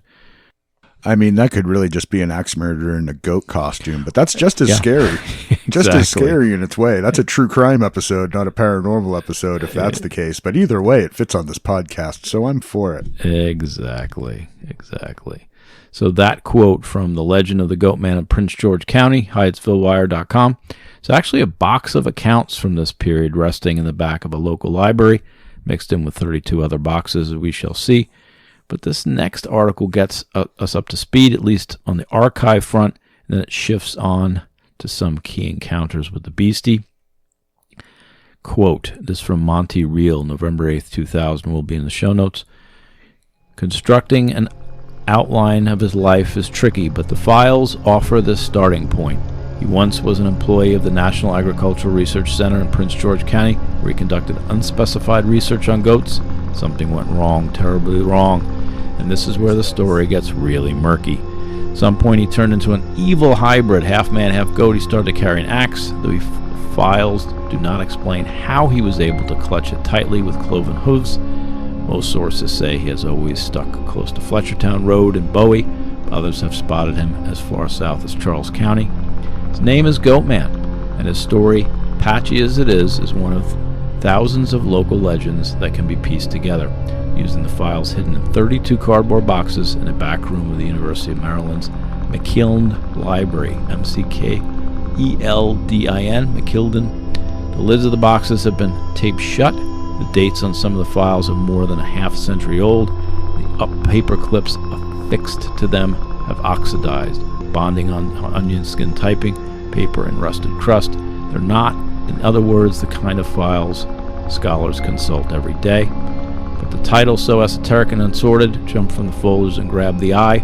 Tales of Ghosts, Boogeyman, and Anne Arundel Country, the tragic comedy of the gasoline shortage, 1974, Folklore Boy Scout Troop 299 of Hyattsville, Maryland, From Hell to Fraternity, 1990, and Goatman, who he is, where he lives, and what he does. ... The archives show that it's not always an evil man-beast that people are trying to find. It's often something more spectral. For every Chessie, Loch Ness Monster type of the Chesapeake Bay, popular in the 70s and 80s, the archive documents a multitude of haunted houses, roads, and cemeteries, ... They can intellectualize the infeasibility of such person as Goatman, but emotionally they still harbor the feeling that maybe it's true after all, summarized Rose Ann Dully in her file about the legend. Every time they drive down Fletchertown Road on a dark Saturday night, they hope they're right. That from famed Goatman Forever, held in dusty room. That from the Washington Post. That really does just sound like some psycho killer dude in a goat skin to me. Potentially. Like Skin Walkers. trying to do his ritual to be able to turn into the goat. You know, he puts the head and the skin on and goes out and murders people. Not arguing there. And you might think that's about that for the Goatman, his big Maryland flap. But Linda Godfrey states that sightings of the Goatman range from New England into Mexico, so his territory might be much broader than, those few contiguous counties. Is this just part of the ancient death goat cult? Yeah, the last remnants of Babylonian Uz. Yeah, this could be an Uz murder cult going on. There you go. It's different people all over the place with the goat head. But this isn't the only flap. Some associate the Pope Lick monsters, part man, part goat, as this, have you heard of this one? This is the one where the height of the flap hit in the 80s in Louisville, Kentucky, known as Fisherville. Many of you heard this one. It's the one that's associated with the Trestle Bridge. There's this train bridge, and people go out in the middle of nowhere. It's because it's, off the edge of town, and this thing lures you off the end of the bridge, or it calls to you, or pushes you, or it summons you. And a lot of people die at that bridge. This is one more, it's more than the Maryland flap. It seems more demonic-like entity and more Baphomet-like in some ways. Theories of this beast range from a hybrid that escaped from a circus, the result of a local farmer steeped in satanic ritual. Here's the best overview I found from Goatman, Flesh or Folklore, if you want to take this reading in the show notes. we interview cryptozoologist and paranormal investigator J. Nathan Couch about his thoroughly researched book on the legend of Goatman across the USA and in our own backyard. The legend of the Pope Lick Goatman, known both regionally and nationally as the Pope Lick Monster, has been passed down through several generations of Louisvillians. Guarding the rusted train trestle between Jeffersontown and Fisherville, the Goatman has been the subject of campfire tales, theatrical plays, and short films over the last half-century, as well as the suspected culprit in numerous confirmed deaths in the area dating back to the late 70s and early 80s, including one as recent as 2016. The half-man, half-goat creature's origins are as murky and mysterious as the beast itself. There are several different stories floating through the mists of Louisville legends that explain the Goatman's creation and connection with the railroad trestle that runs through Pope Lick Park. One such tale involves the derailment of a circus train, in which the Goatman was the star attraction of the Midway's freak show. Another postulates that Goatman is the demonic result of a satanic magic ritual performed by a local farmer upon one of his livestock. Some stories attribute supernatural hypnotic powers to the creature, while others depict him as an axe-wielding savage intent on dismembering anyone who crosses beneath his trestle after midnight on the night of a full moon. Whew. ... The article then quotes author and folklorist J. Nathan Couch, quote, "The first time I heard about Goatman was after moving to Washington County, Wisconsin," says Couch. "There's a story I heard here that dates back to the Civil War, maybe right after the Civil War between 1865 and 1867. That involves a war vet and his new bride being attacked by a goat man while traveling along a desolate road in Washington County. Perhaps the first Goatman sighting in American history, Couch speculates that this Civil War era story might be the origin of a much broader urban legend. Quote, "The one unifying element of Goatman stories across the country is that they often take place in a lover's lane type of location. This particular story has a lot in common with the campfire Hookman and Hanging Man stories that many of us may have heard growing up. Almost all Goatman stories also take place on the edges of rural suburbia," says Couch. "Unlike Bigfoot or the Loch Ness Monster, sightings that take place in deep wooded areas or remote lakes, Goatman tends to live on the fringes of suburbia. Perhaps the most unique thing about Goatman, unlike most other cryptids outside of Mothman, is that he is actually linked to the cause of real deaths. ... Texas alone has dozens of Goatman stories and sightings," admits Couch. "There are 254 counties in Texas, and there's a story in every single one." Yeah, there's two interesting points to that one. One is Linda Godfrey is the one who really showed me that it was a lot wider of a phenomenon, and then that quote from Texas that is just way more encounters than I thought. And the other piece of it, I could tell you were getting it, was that this, they don't link it right back to Pan, but they're describing exactly the Pan lore of this thing. They say specifically, not in the deep woods, on the edges of communities. That could be, again, man in mask, and he's coming not far from his home, or it comes back, finally something really links back to those earliest goat mythos, with Pan peering out from the woods halfway between civilization and the woodline. Yeah, the edge of suburbia and the wilds. Yeah, they say it, and they don't make that connect. I thought that was kind of cool. Another just totally random observation. Harkening back to, I believe it was episode 37, the Saxtown Axe Murders. I have come to find, since starting this podcast, that in like post-Civil War America, like late 19th century post-Civil War America, axe murders were like everywhere all the time. Yeah. People murdering people with axes, like, en masse. Yeah. Crazy time to be alive, I imagine. Yeah, I think Lizzie Borden really, started the genre. Good But for her. She was well past that. Yeah. Well, I'm just saying she was the start. It was like kind of Halloween, and then it became slasher movies. Oh, She was the original Michael Myers kind of thing. The real life Michael Myers. But we'll get into that, and we'll see if Lizzie Borden is guilty one of these days. But this one can also be seen, this creature is also seen with an axe, obviously, and it started up after the Maryland flap died off. I actually looked, and it's an easy train ride from this part of Maryland to Louisville. So is it just another kind of hybrid hobo kind of moving along? Yeah, you're right. Yeah. But then everywhere in Texas is it brings it to a whole nother level.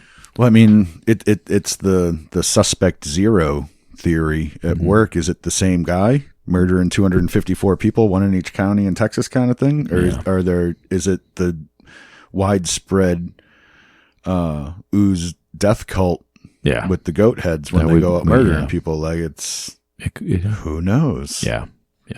But back to Linda Godfrey, she covers one story in I Know What I Saw, where she found in a blog called The Pipeline that tells such a tale set in a pecan orchard west of Roswell, New Mexico, wherein, or so the legend goes, a man born with goat horns lives in this particular land, protects the same pecan and orchards. People from the area claim to have seen the goat man or his hoof prints in and around this little area of land. In a second account from that same state, two siblings aged 24 and 16 in 2011, again from Linda Godfrey, spotted this creature in another drive-by type scenario, and this was in New Mexico, Carrizozo, New Mexico. Oh wait, we should do it Zuzo, Mexico. About 4 p.m. in the afternoon, they spotted something off to the left of the car. Here's an excerpt from one of the actual witness accounts, again from Linda Godfrey's I Know What I Saw.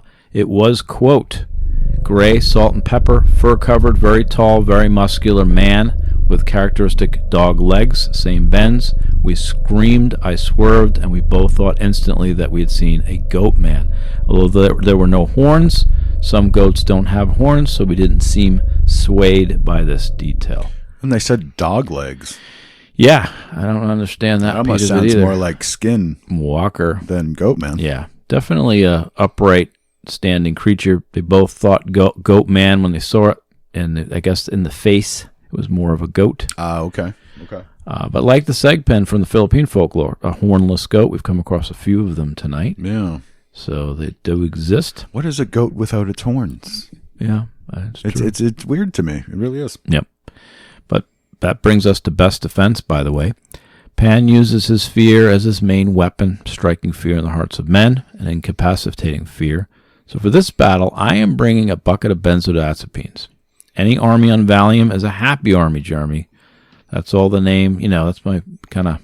Tell you what, I'll bring some psilocybin. We're going to have ourselves a Goatman party. There you go. I think that's how you got to fight fear. Ain't nobody going to be afraid. There you go. I think that's that. And as for my dream team, I'm bringing the Expendables because they're a bunch of old goats themselves. We might all accidentally join a cult, though. I'm just saying. There you go. Do you have a best defense or any dream team wishes for I'm your bringing my psilocybin to go with your benzodiazepine. And nobody with you, just you. You don't need anyone, I guess, with that. You're armed with Mother Nature. Right. There you go. Sounds like a plan. From the mythic anthropological side of things, Jung always points out, and this is got a depth psychology a little bit here, Jung always pointed to gods and goddesses as primordial archetypes, but what he has to say about Baphomet and the rest of the horned god archetypes remains unknown, yet it's obvious such a type not only exists in the collective unconscious, but in each individual psyche as well. Jung does make one obscure reference to the goat in his Dreams book by R.F.C. Hull, editor, when he says, "This play of goats will end in tragedy," which I believe means pursuing our basal and lecherous impulses eventually catches up with you. He has surprisingly little to say about it, and it's odd because I've been really Jungian heavy lately, and I didn't find anything. We already discussed how Pan, like many other key monstrous archetypal kind of entities, rests right at that line in between the unconscious and the conscious material. So Pan is thus in the role of portal guardian, or that transcendent function again. So I'm surprised there's no mention from Jung. We did find one Vedic psychopomp tonight in a god form, that Aja, a he-goat. But prior to Plutarch and the attempts to resurrect Pan, and of course the demonization of Pan after the arrival of Christianity, Pan represented our more bestial nature and excess, but was not necessarily an overwhelmingly evil figure. Pan does some good things in Greek and Roman mythos, like save Psyche after Cupid dumps him. Seriously. And he helps end wars and stuff. So he saves our psyche, though, literally, if you think about that. Keeps us sane. He saves our psyche.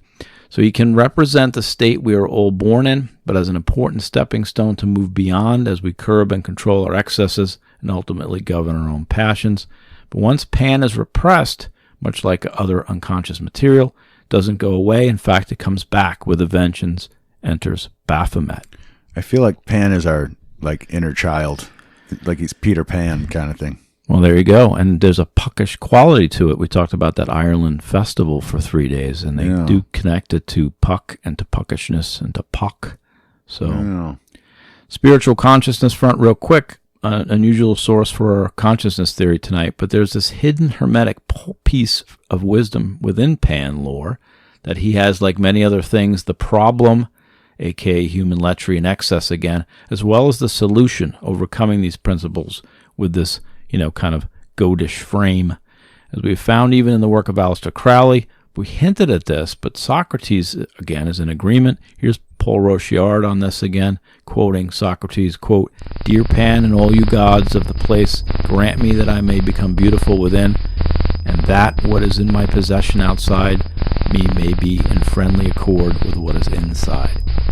He goes on to say, Rochard, not Socrates, Pan is a dear god with the power to reconcile our inner and outer worlds.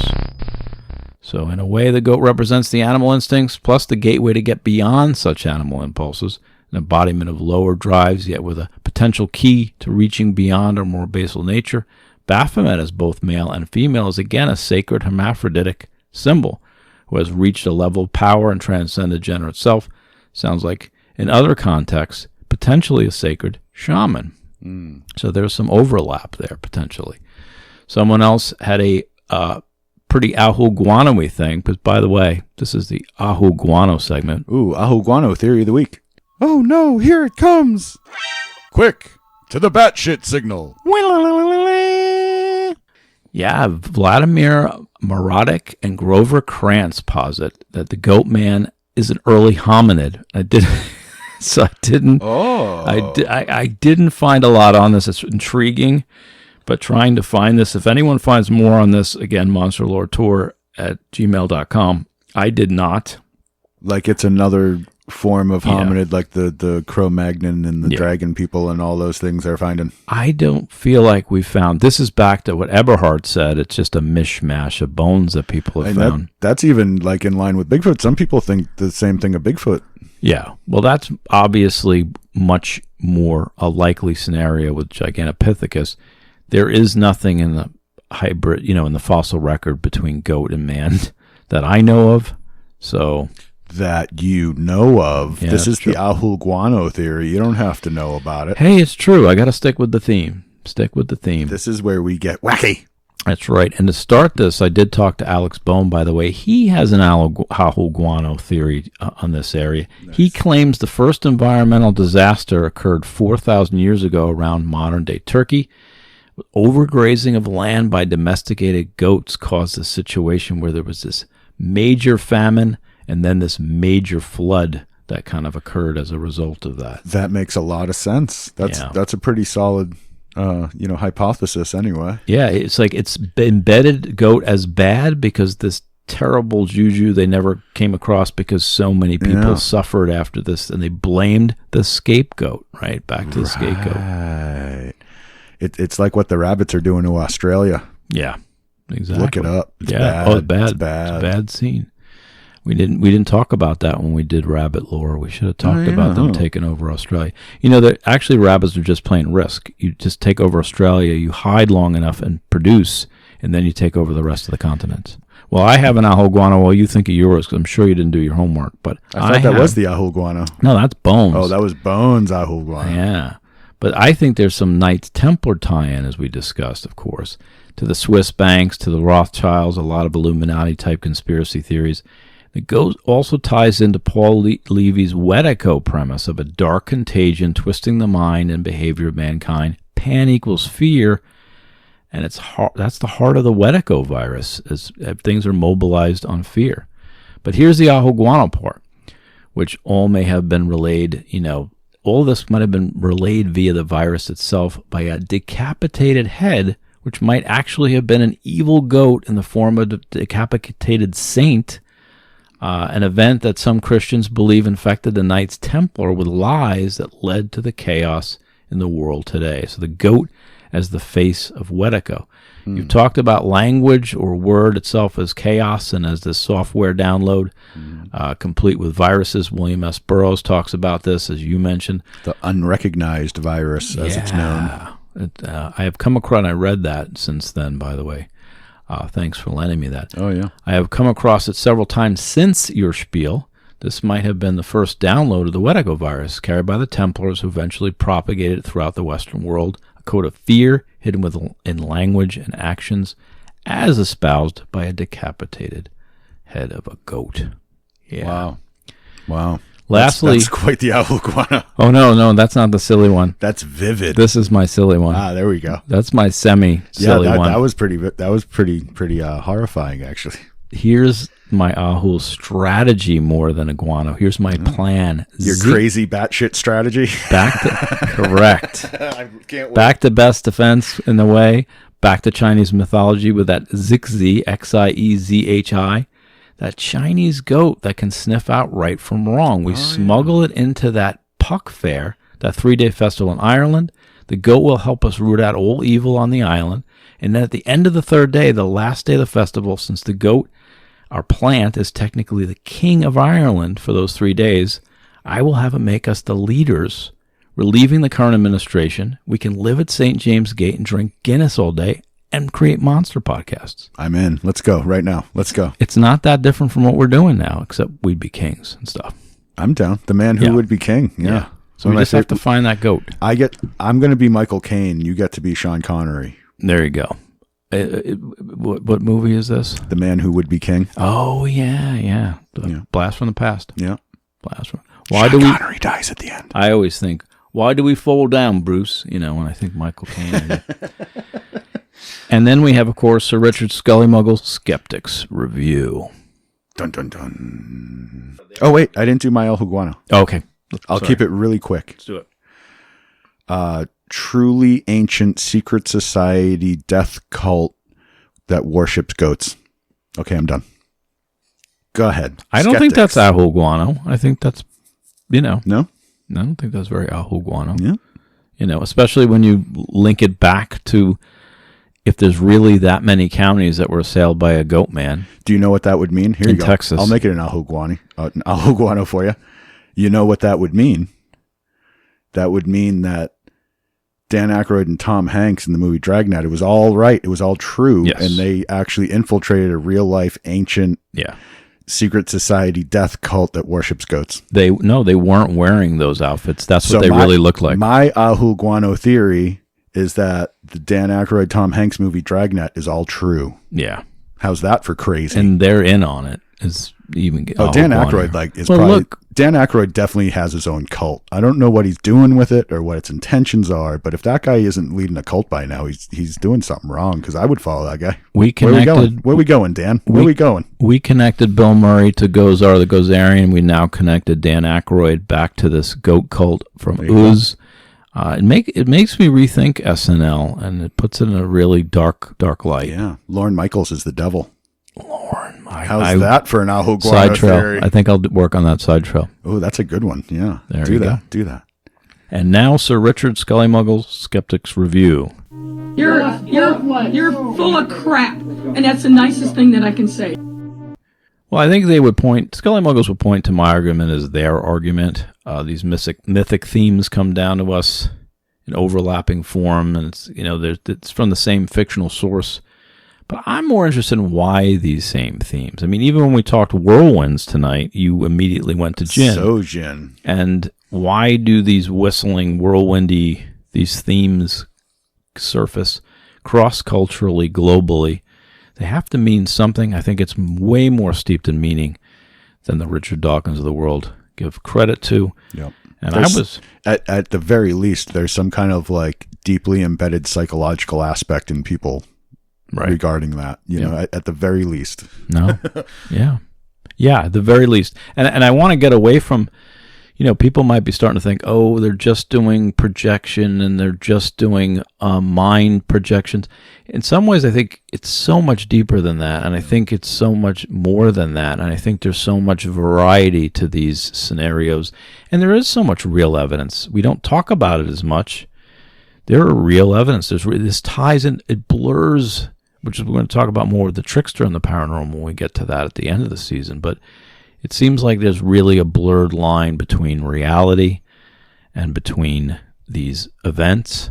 And it seems like every flavor of the spectrum happens between reality and that, but they all fit into these different related buckets. And why? I do not know. We're not going to ignore the buckets closer to real beastie. We're going to discuss it all.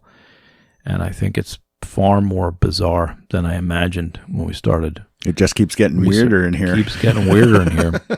Speaking of weird, the more we learn, the less we know. We'll move away from Ajo Guano and we'll have our Wolfman Puck segment. Ooh, this is my favorite wrap-up. Wolfman Puck's Cryptid Culinary Corner. Your entree, sir. Smells good.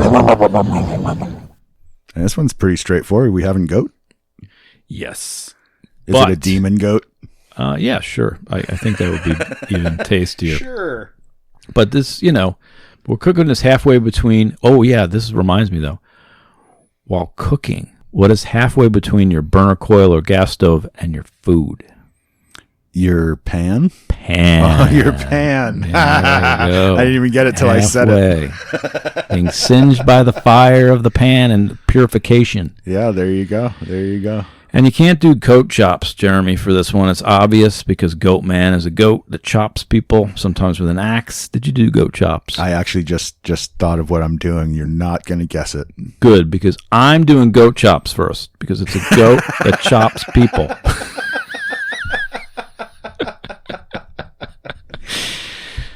Yeah. So it's going to be goats eating people instead of the other way around? Yeah. Is that what we're doing? Yeah, it's going to be pan-seared. That was like an M. Night Shyamalan sort of twist. Yeah. But let's get to my goat chops here. Proper German beer. The most important part is what I'm going to serve with this. I'm serving a proper German beer from Einbecker Brewery, because Einbeck, or what we know of as a Bock, is derived from the word billy goat. I will be serving Einpuckish beer, because there's an unfiltered billy goat beer, which is just like pan at parties, totally unfiltered. So goat chops with a nice unfiltered goat beer. Nice. And yeah, and Puck is kind of encoded in Bach again as well. So, and Puckish, I'm Puckish. So we also got a little fairy, a little back to that as well. So you thought of one, and you're madly scribbling on your. I gotta find a beer. I gotta find a beer. Hold on. Because I have a thing, but I gotta find a beer. All right, so in honor of the playoffs, in the big game, as we have to call it, so we don't get sued coming up. The super game? The super game. The big bowl. Yep. So what I'm going to do, I'm going to go out and hunt down some of these winged goat creatures, demon-like things that you were talking about. The he-demons? Yeah, with the wings. Nice. And I'm going to clip their wings. And I'm going to make buffalo goat wings. Wow. Because I am rooting for the Buffalo Bills right now to win the Super Bowl. Wow. Since my Patriots suck right now, I am going to make demon buffalo goat wings for my Super Bowl party. Wow. Hopefully the Bills are still in it. We're recording this a couple weeks early, so let's hope they're still there. Mm-hmm. Even if not, though, for the Super Bowl party, demon goat buffalo wings with some like truly evilly hot sauce, because you know it's evil, and I'm gonna serve it with Front Porch, Pourch Breweries Don't Be Afraid of the Dark American Porter from Buffalo, New York. Oh, you're tying in Buffalo. Yeah, because And it's for the goat. Bills. It's Buffalo So you're wings. hybriding It's in a Buffalo way. wings, and it's Yeah. Buffalo beer. Because let's go Bills. I thought of your franchise already. Oh, yeah? Yeah. Baphomet, Very Wild Wings. Ooh, There you go. yeah. And we can have That can be BV dubs. BV dubs. Yeah, instead of B dubs, it's Yeah. BV dubs. There you go. It works. Let's patent that really quickly. And 2 done. weeks. Patent pending, everybody. Yeah. We- I'm going to give you that one. We have a date stamp on this. Everybody knows. I don't know how, I thought of this, and, you just don't. Demon Goat Buffalo Wings. Demon Buffalo Goat Wings. But you did it while we were talking, and you won, and it does anger me on some That was level. real time. I usually do better in real time than trying to think of it ahead of time. Yeah. Well. All right. Well, very good there, Maz. I appreciate that you taught me a good bit more about the goat lore. I've always been a big Pan fan. I feel There you like go. I understand him much more now, and I think I understand why I like him so much now. Yeah. The whole Peter Pan thing is a big, I never grew up, so that's what Yeah. I'm doing here. Yeah. And that's how you get a paranormal podcast. But the answer, again, is within the Pan himself. We have both the problem of the lechery and the basal drives, but we also have the answer embedded within it. So there's a chance to move beyond that if we, eventually get our shit together and open up Baphomet Very Wild Wings. There you go. All right. Well, I guess the lesson there is everyone should strive to be better. And I think the first thing you should do in that vein is hit all those happy little fun buttons on whatever platform you're listening on. And, your likes, subscribes, follows, maybe share. That auto download's a great one. A rating and review is always very helpful. We appreciate any time you're willing to take on that. Check out our Patreon at patreon.com/monsterlore tour. You can join for just $1 and get early access to all upcoming episodes. We fluctuate between a week or two ahead and 8 weeks ahead, depending on when it is. But we're always at least a little bit ahead of public release. I don't know. monsterloretour.com. Email us any questions, comments. If you want to come on for an interview, anything like that, monsterloretour@gmail.com. What's up, Moz? How are you going to chop off the wings of an ancient angelic demon, a he-demon goat? I'm going to bring Goatman and his axe. Well, it seems like they would be on the same side, potentially. How Seems like a conflict of interest. I don't know. I'll find one of those mithril axes from Middle Earth. There you That go. would probably work. He does look like Gimli, everyone. Especially when he stands next to Alex Bone. Yeah. Me and Bone next to each other, we should totally be in a fantasy movie. We really should. Dress us right. It would be beautiful. Because I would look like a dwarf. You know what I mean? Not entirely sure beautiful would be the word, but yes. Beauty is in the eye of the beholder. Not And in the any of these has- beholders. The beholder has a lot of eyes. Yeah, that's true. So on that note, let's get the hell out of here before it gets anywhere. Thanks everybody for listening. We really do appreciate you coming around and sticking around with the Monster Lore Tour as we roll along. But it is time to go. So until the next time, to all our fellow paranerdalists out there, have a good one.